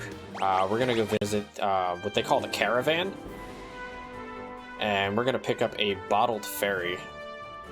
That's another quest item we're gonna pick up. And that fairy is going to give us something called the Oxyale, which will allow us to dive deep into the Sea Shrine to make our way to our second fiend, which is technically the third. But first, we got some stuff to do. Also, if you mash too fast there, I don't think you have to exit and re-enter. If you mash too fast there, you can actually accidentally buy 2 bottle fairies, which is hilarious. Alright, so we're gonna pick up 20 of those, pick up 5 of those, and 15 of those. We're gonna be really using those strength tonics since we don't have a second temper charge. We use those strength tonics for the other mage to kind of make up for not having that extra temper cast. It's a little bit weaker. It's plus 10 attack versus the temper giving you plus 14, but it's fine. What are you saying? I was gonna say, yeah, it's slightly worse than casting temper, but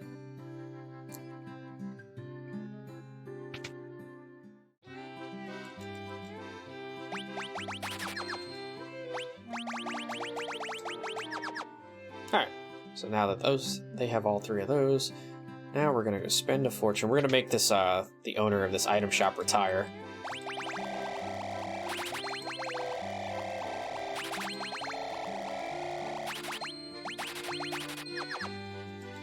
Okay.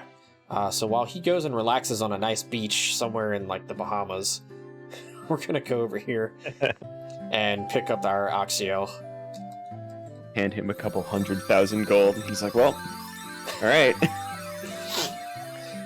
No, we're not going for that kind of retirement.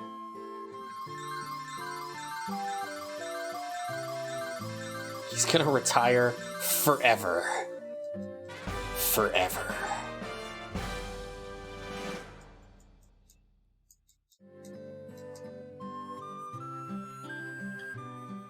The town theme with the flutes, just, it's so good.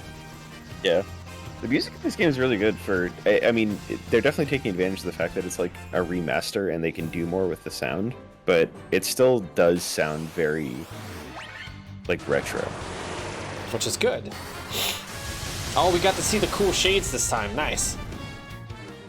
Oh, they're gone. I think that... Oh, man, there's one character model that they're, like, off-center on and they don't actually work. They don't, like, cover the eyes properly.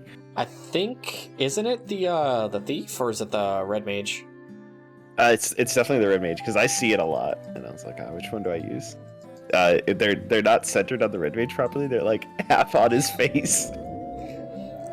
And that just further proves that, you know, the red mage is just nowhere near as good as the black mage is. Whoa, like, hey. Can't even, like, he can't even put sunglasses on properly. Like, come on.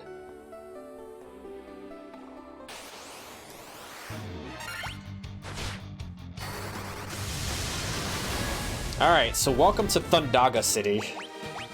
If I'm casting any other spell, there's a problem. Yeah, this dungeon is surprisingly themed around water, which means that thunder, really good. Who would have thought?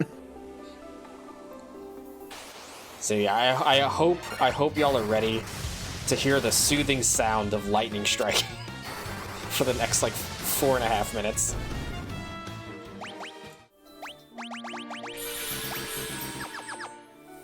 $25 will get me a 5th spell charge for Thundaga, which is nice.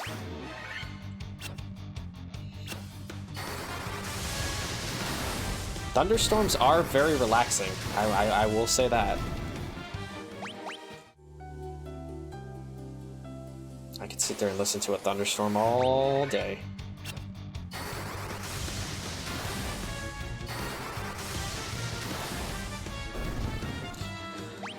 Alright, so here we have Mermaid Village, and in Mermaid Village, oops, we're gonna pick up that. And we are gonna... You know what, I think... Should we go and get one of the mermaids' phone numbers? Sure, absolutely. Which mermaid should we go for? I never actually talked to them enough to remember, but... Let's go over here and get this one. Like, we'll go all the way around here, and we're gonna get this one that's way out of the way. If the light of the sea is not restored, we will vanish as foam on the waves. Alright, so we got her phone number. We're gonna call her later. She seems really nice. Yes, Dave, that was actually the one that gives us money. Funny enough.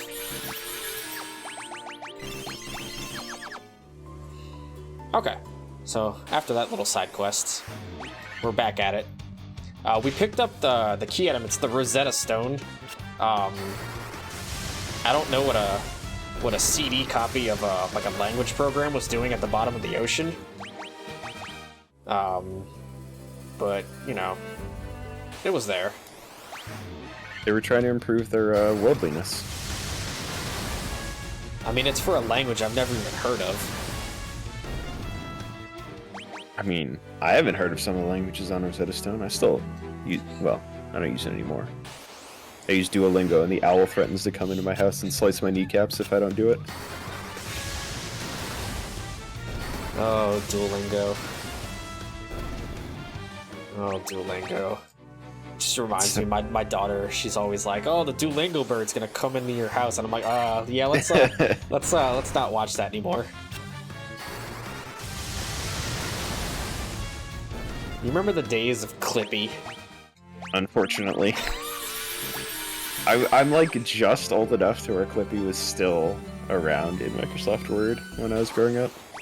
I wish I could forget.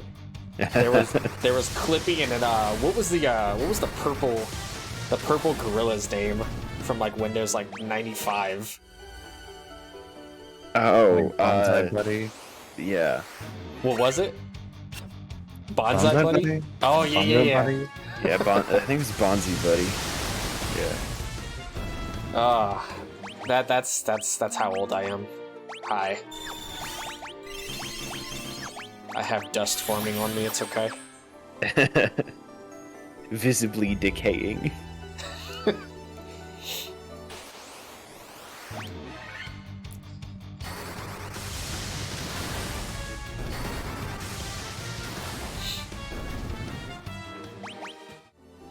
It was a virus before we even knew what viruses were.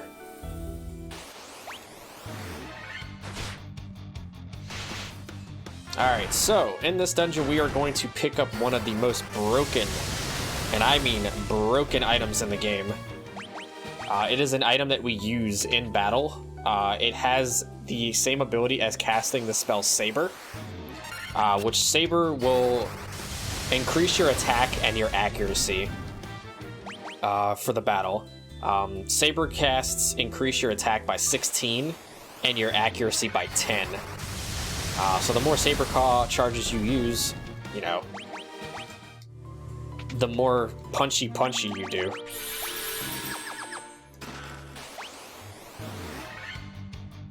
And now that we have all those pro rings on, Gaze doesn't do anything to us, thankfully.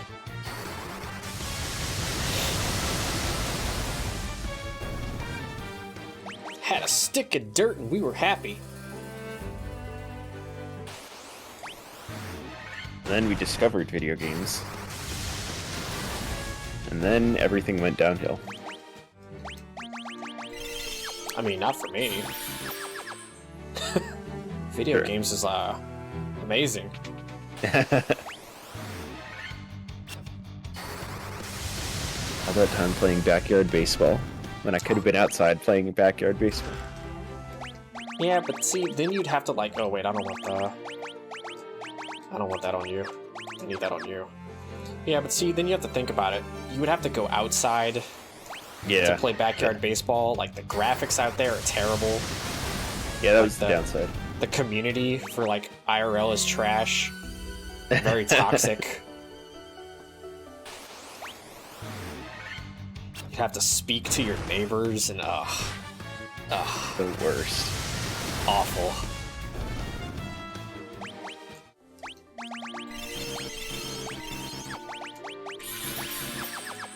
We never wanna do that. It's awful gameplay. Like, the developer is just like MIA.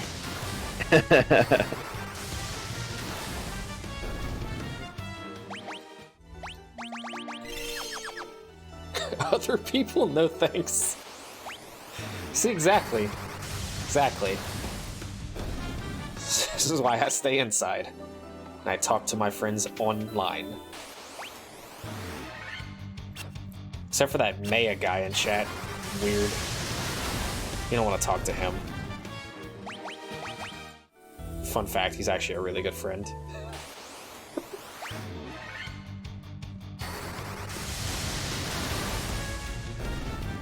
Alright, so we're coming up on the second fiend here, to kind of like bring us back up to, you know, since I apparently am like the master of derailing the game here with conversation.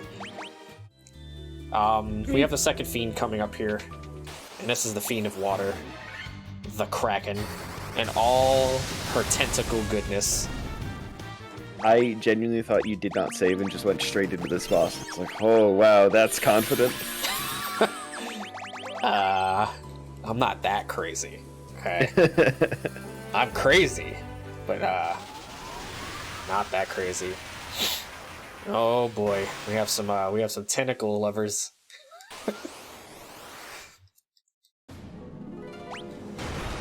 Oh, what a fight. Here we go. Alright. Starting So off very strong. So that's how we're playing this game. Alright. That's how we're playing this game. And of course, it's divine. Just biting the ground again.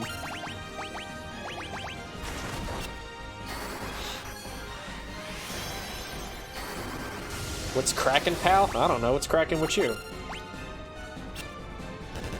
So there are a lot of memes when I was learning this about like darkness not actually working. It doesn't work, right? Like the spell just doesn't slightly work. works in this version, but not really.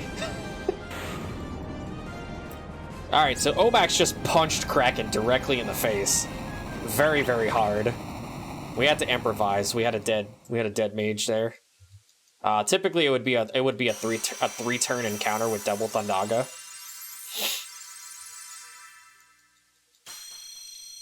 Yeah, anybody wants some takoyaki? We just made some. It's fresh.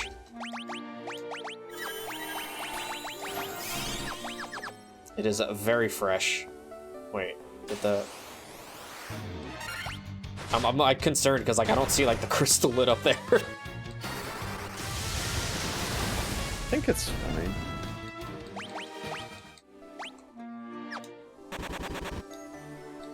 Okay, yeah, we're apparently fine.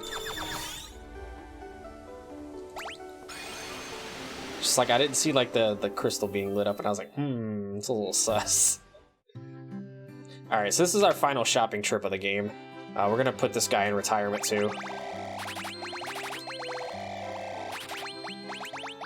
Pressing A, holding right click. Or pressing A, holding right.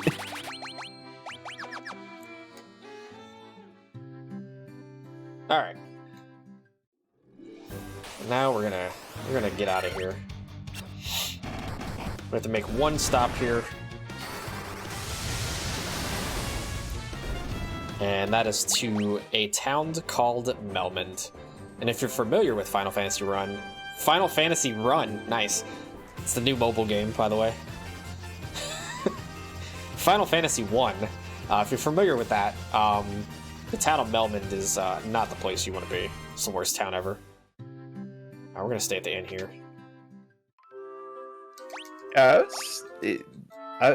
Why does this town just have nothing in it? It was attacked by zombies from Earth Cave.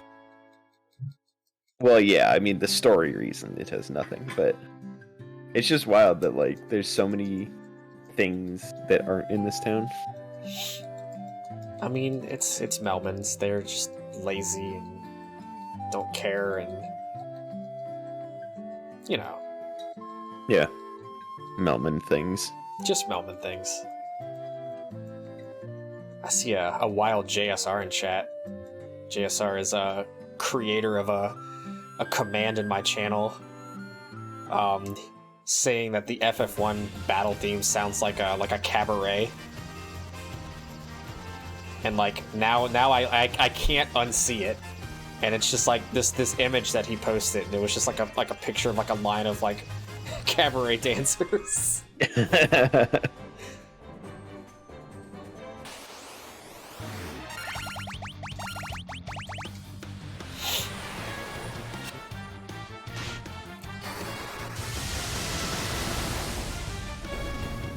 See, like now I'm gonna have to point it out. Now, like, chat, if you hear it, like listen to the FF1 theme, like the battle theme. You could just imagine like cabaret dancers.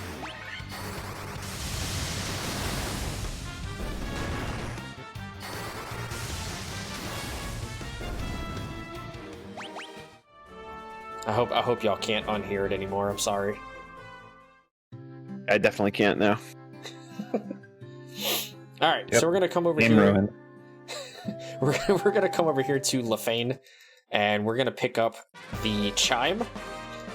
For some reason, you can't go into Mirage Tower without a chime. I don't know why. Like, what's so powerful about this chime? But we need it to enter the Mirage Tower.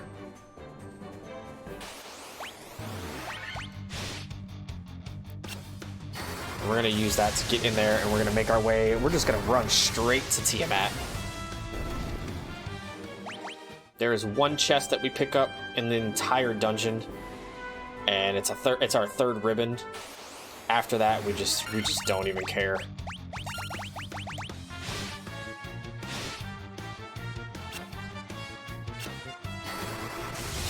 Our black belt's HP is getting a little bit better. We're looking to have about 399 before chaos, if not a little bit higher. We want to be able to max out the black belt's HP in 3 giant tonics.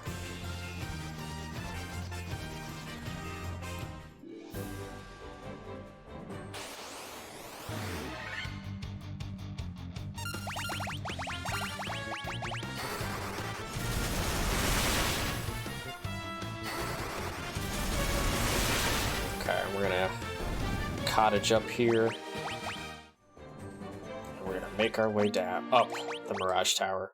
Not down the Mirage Tower.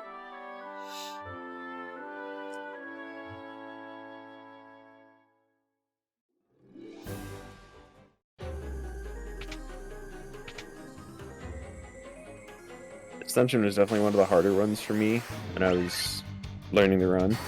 And then I realized that there is that really quick and easy route right at the beginning where you just skip the entire first floor. Because I thought you had to run all the way around. Oh no. Oh no.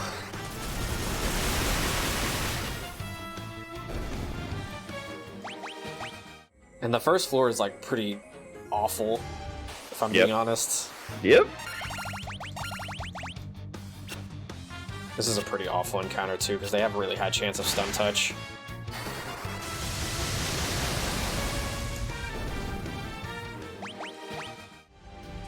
$279, okay. So both of our mages now are able to tank a tornado or a tsunami from chaos, which is really good.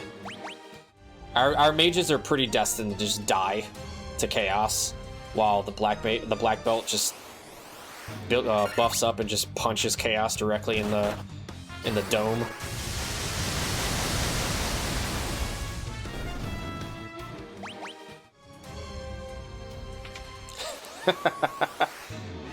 We have our lovely FF2 runner in chat, poor Scythe.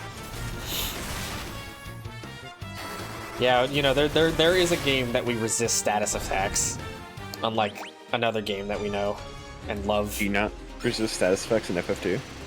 No, they have a 100% hit rate. Oof.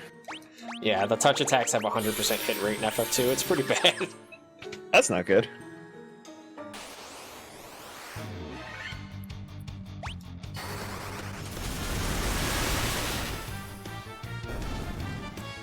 Yeah, so there's a lot of encounters that are just like, oh no, I'm gonna get stunned to death. We have so this area is what is supposed to be the final dungeon in the game. Before you go to Chaos Shrine. But, you know, xIceBlue did not do the Mount Gulg. So it's really interesting how you can kind of utilize the Black Mage's ability to, you know, do 1 billion damage. Yeah. And not have to pay attention to things. I wish we could fight Warmech, but unfortunately there's no way to manipulate a Warmech to show up. If a Warmech does show up, you bet your butt I'm going to be fighting it. I will take that EXP any day. Video gamed. Oh yeah, come on. Don't give me a Warmech game. Come on, let's go.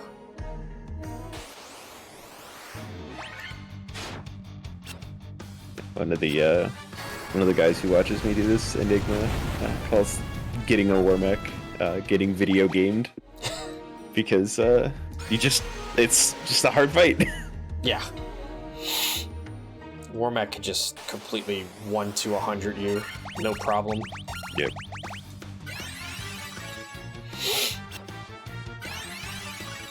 Yes, yeah, I deliberately tried to fight one in my game designed. Sorry, not video game. You encounter some good game design.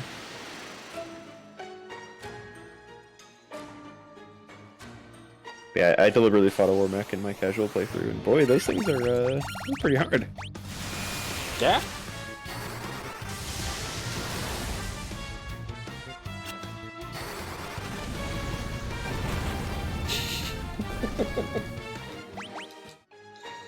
Oh, the puns. Oh, the puns.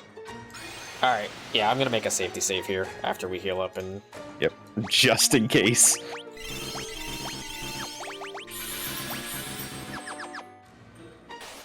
I didn't safety save, but... You didn't say, okay.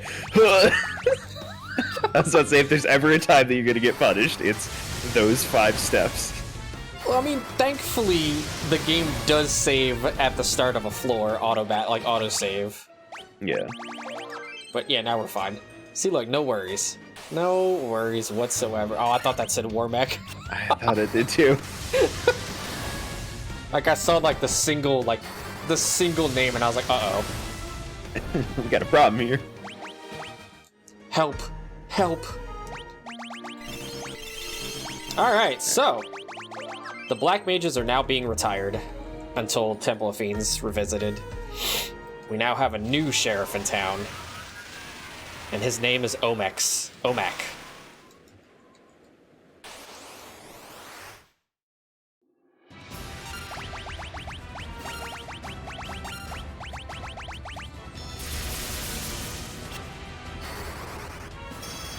Alright, Thunderbolt is actually not a good first turn.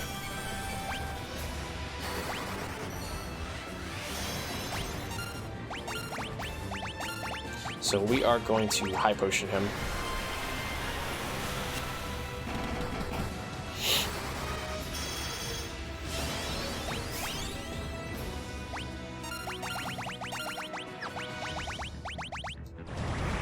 Okay, alright, well. We are Pretty not rude, having a good day here. Pretty rude set of things you got here. Oh, well, look, we're fine. It wasn't even close. Wasn't even close. I wasn't concerned.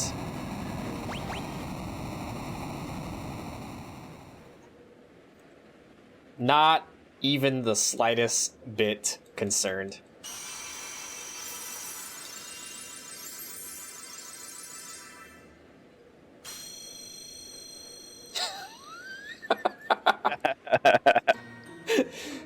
Divine, the floor tank.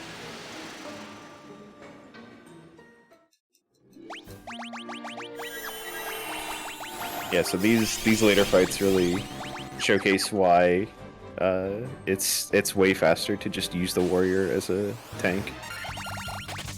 Yeah, you'll definitely see why in the chaos fight. Just because of oh yeah, I gotta go this way first. Just because of like chaos having a 40% chance of physical attack is just oof. It's bad. And chaos hits for upward to like 400 damage. Alright, so we come over here to pick up that sweet and luxurious X potion. And we're gonna make our way to the volcano. I am gonna skip out on the elixir in the Cardia Islands. We should be fine.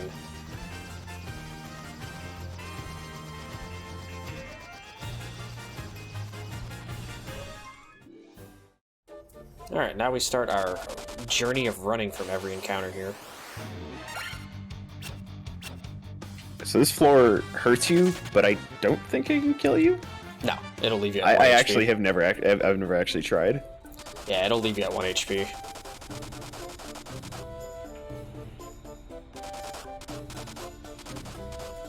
And every time you're on a fire tile, it is a tile that you cannot get an encounter on. So xIceBlue's trying to step on as many of those as you can, even though it like hurts you. But yeah, whatever. We've got a bazillion potions at this point.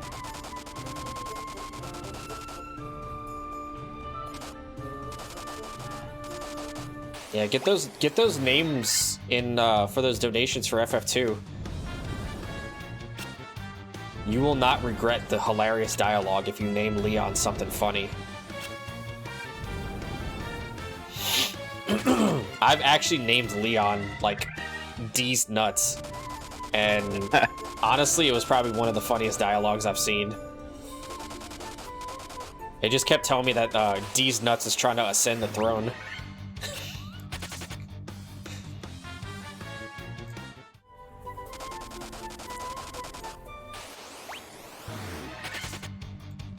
So yeah, none of the chests in here are worth it in the slightest. They're all pretty garbage.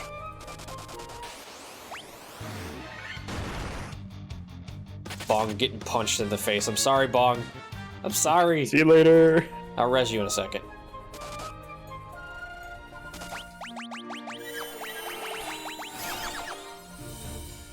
Bong's fine. Bong is fine. I was about to say the Mondo confidence for just not resing.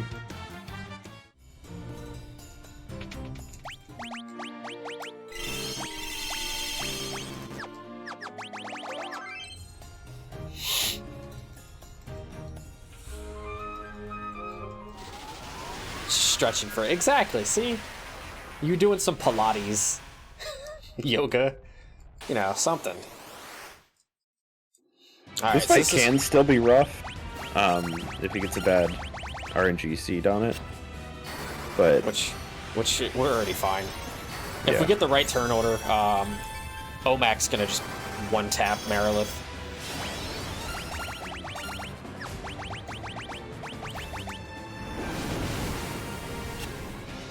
Which we didn't get the right RNG. Of course not. Why would we ever?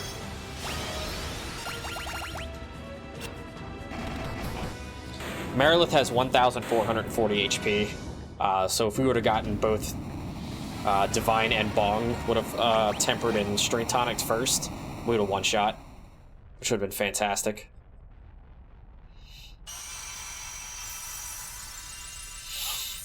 In the original version, I believe Marilith was susceptible to confusion. I think they removed that from this version.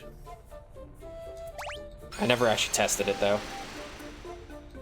yeah, there's no reason to test it in this route because you can just monk punch her to death.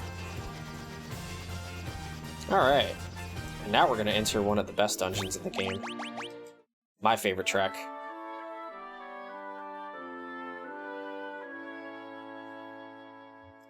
I'm very, very, very happy with this track and like how they did it.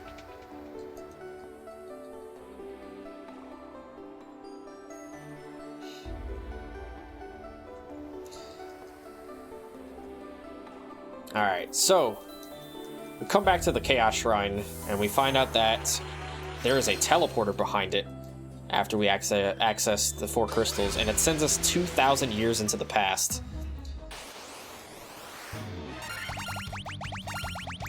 And we need to go back into the past and we need to stop this magnificent time loop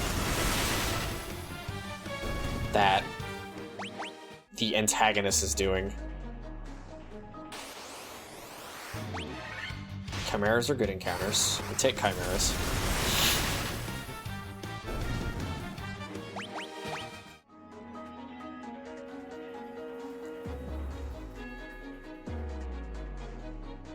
Alright, this is a scary floor. Maybe wondering why I'm not using Firago on this encounter.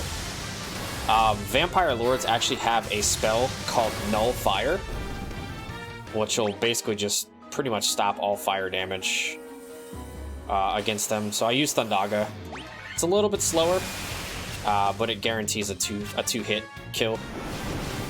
I was actually wondering that. Yeah, Nullfire will drop your damage down to like 50. It's pretty bad. Yeah.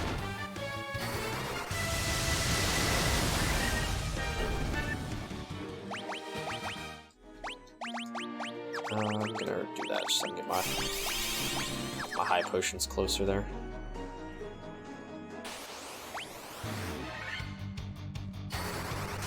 Okay, so our mage's HP is looking fantastic.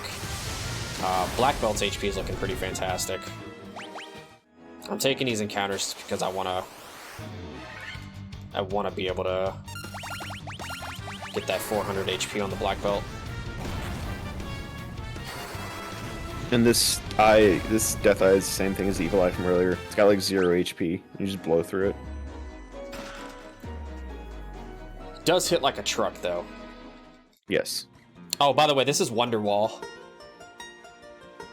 So if you like that song, then maybe you're gonna be the one that changed me. I'll see myself out. Oh my god. I will see myself out again.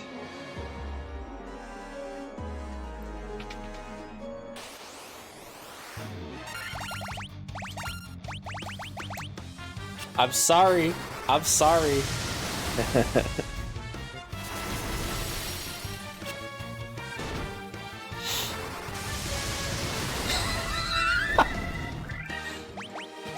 Look, you have to be all right. You have to be honest.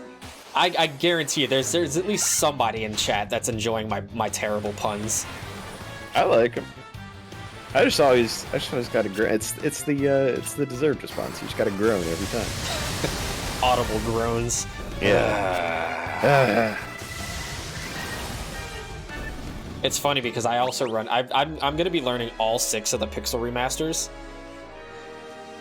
And in FF3, there's a part of the run where you play another instrument, and I do that there too. I'm like, all right, here's Wonderwall.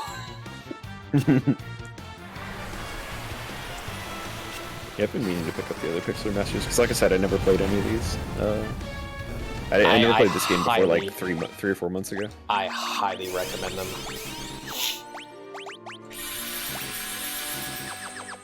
Right now, I'm playing casually through FF5, and it's so good. Yeah, it's really interesting to go back and see, like, you know, here's like the initial design document for a lot of the RPGs nowadays. You know, there's definitely a lot of tropes that this game has, but it's weird because they're not really tropes because this game like invented them. Oh yeah. Funny enough, I've never had any issues with Final Fantasy V so far. I mean, I'm only at the Library of the Ancients, but how's Butts? I mean, his name was Bartz, but I named him Butts because why would I name him Butts or Bartz? It's an awful name. His name is Butts. Don't at me. That's such a great translation.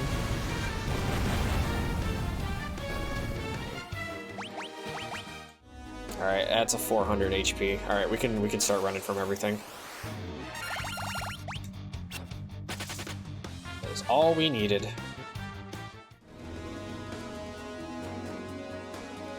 All right, so we are coming up on one of the worst refights in the game. There is a small chance that we will be resetting. Oh no, we don't want to waste that.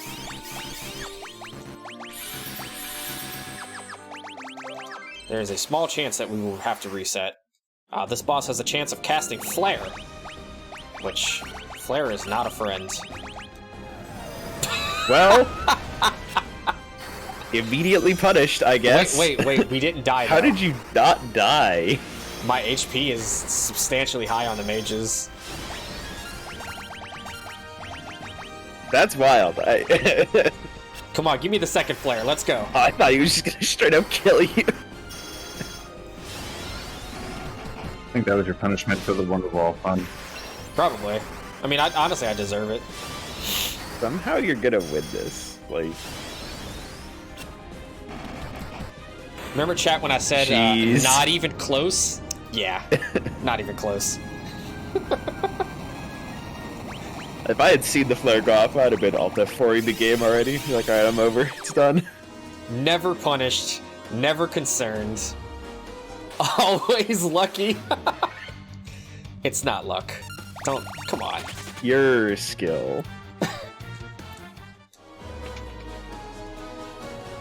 It's practicing the RNG.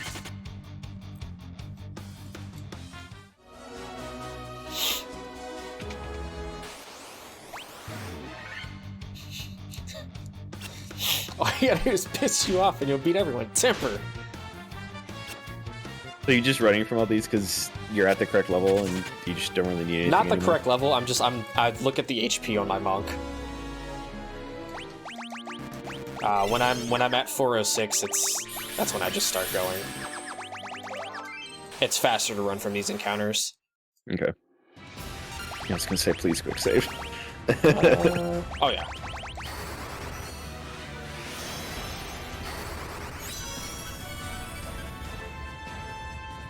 All right, that is the perfect first turn there.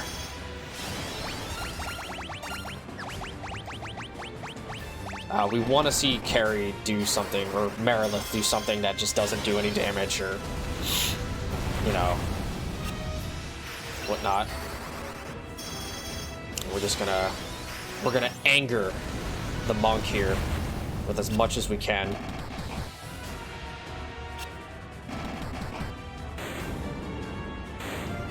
And Omax is just gonna punch holes in everything.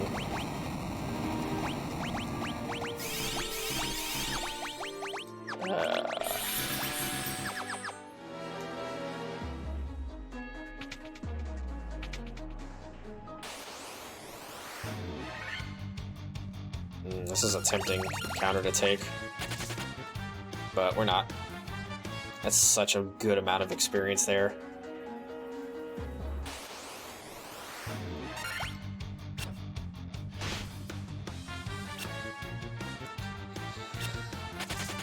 But yeah, our goal here is just to get through all of these and just refight everything. We refight the 4 fiends. And our goal is to get to the very bottom of the shrine, where we fight a very familiar face.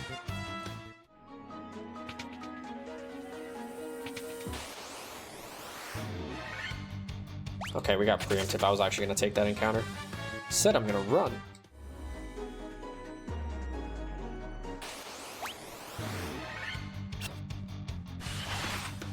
Water elementals are actually pretty scary.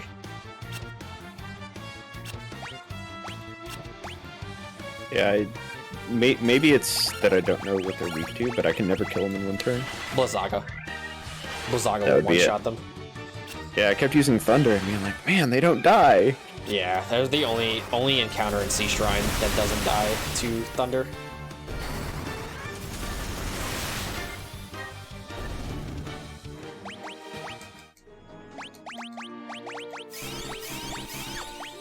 Okay.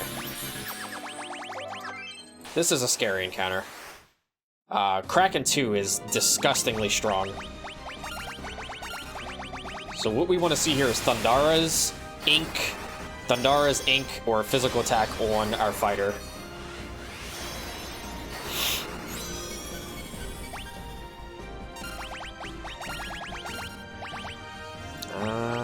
Do that.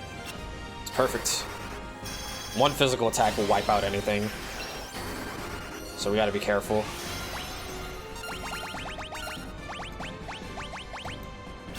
Alright, we should be good here.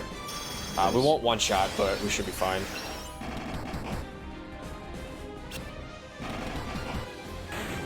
Not even close. Nice and easy. Nice.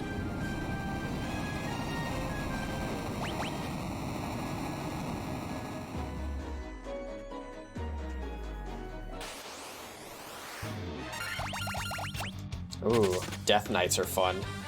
Death Knights also have Flare, by the way. Yep, found that out the hard way.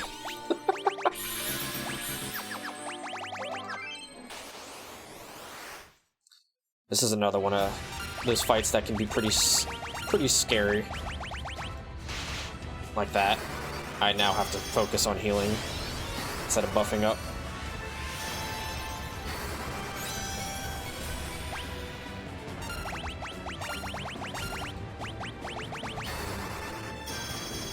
Physical attack on him is pretty bad.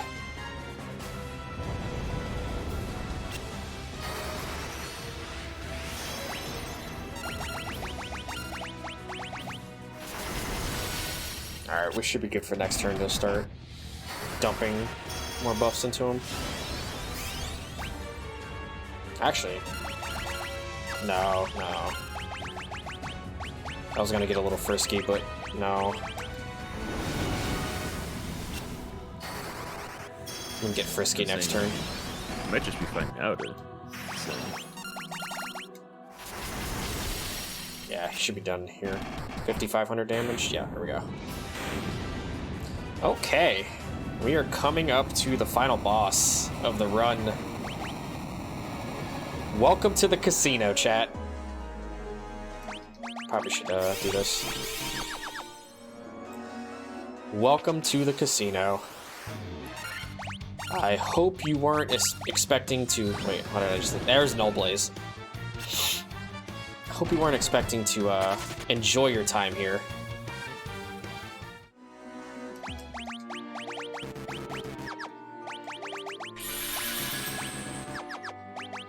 We're gonna move you there. We're gonna make a quick save. And there we go. And it's our good pal, Garland. Oh, goodness. What a Didn't we guy. kill you 2,000 years into the future? How'd you get here? So, chat, what's your favorite casino game? I personally like, I like blackjack, roulette, craps. Alright, so first turn, we're not buffing up. It is Giant's Tonics all day. Thundaga's okay. Alright, so now we have to hope that we get this haste off.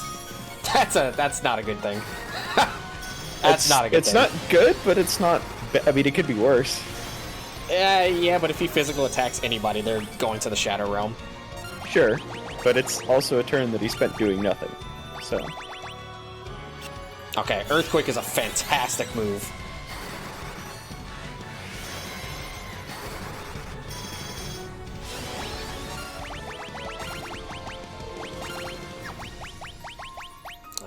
Speed Drinks. Double Haste is really good. It doesn't stack, by the way.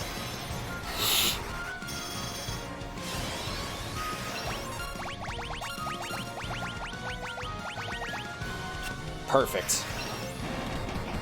Alright, we're coming up on time when Chaos starts dying. And now we're scared.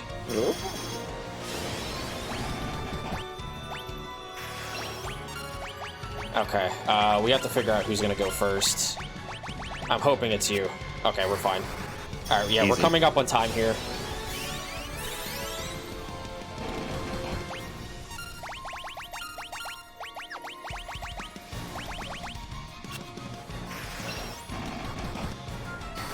Oh. And the next attack should be... Alright, well, the mages are dead. Sorry, Bong.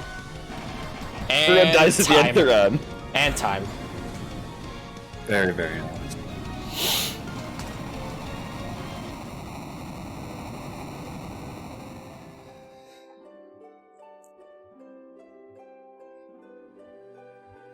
Yeah, that was actually incredible good RNG for Chaos Fight.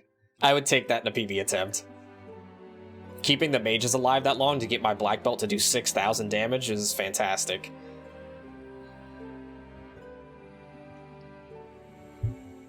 But yeah, that is Final Fantasy 1 Pixel Remaster. Really fun run. I hope y'all enjoyed. The casino was beaten. Is it another PB? No, I wish. My PB's a 155.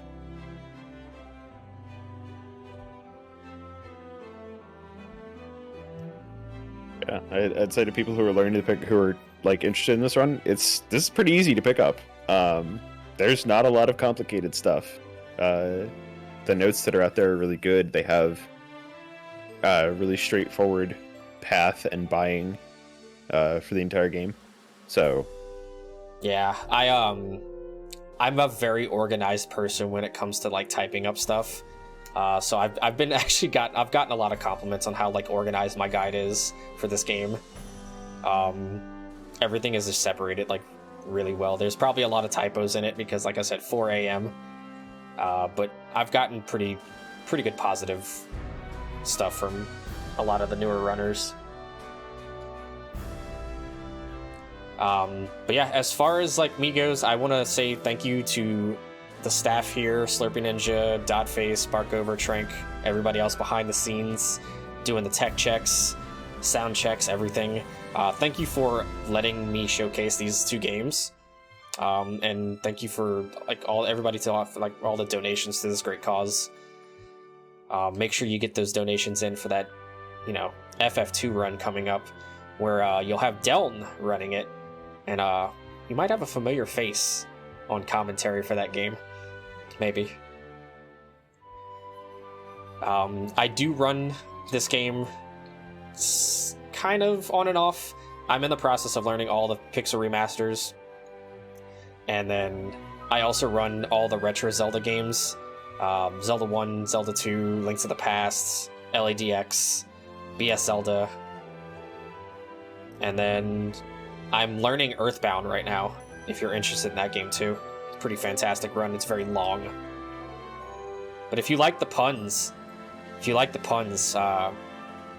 are more than welcome to come hang out with us. We strive and live off of puns in my channel. And I want to give a big shout out to my commentator. They did a wonderful job explaining stuff when I was busy. Just here to help. Yeah.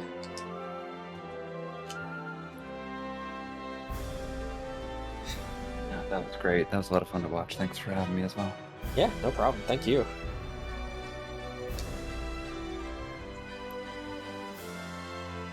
Yeah,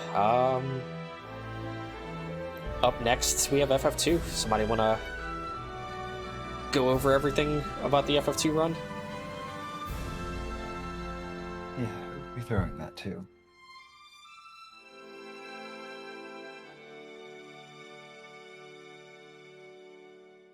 Oh wait, actually wait. I have a question. Hey, do I have enough time to showcase a glitch in this game that we don't use in this route? Because we literally had to make a new category for this. It'd take like a couple minutes. I'm sorry, but I'm going to be an admin and say no, because we need to do zoomies. Okay. Alright, well, I And tried. it's all my fault, so I'm sorry. It's okay. I mean, it's technically not your fault. It was actually the Dragon Lord's fault. True. But yeah, if we're all done here, we're going to be heading off to the next run, so see y'all soon.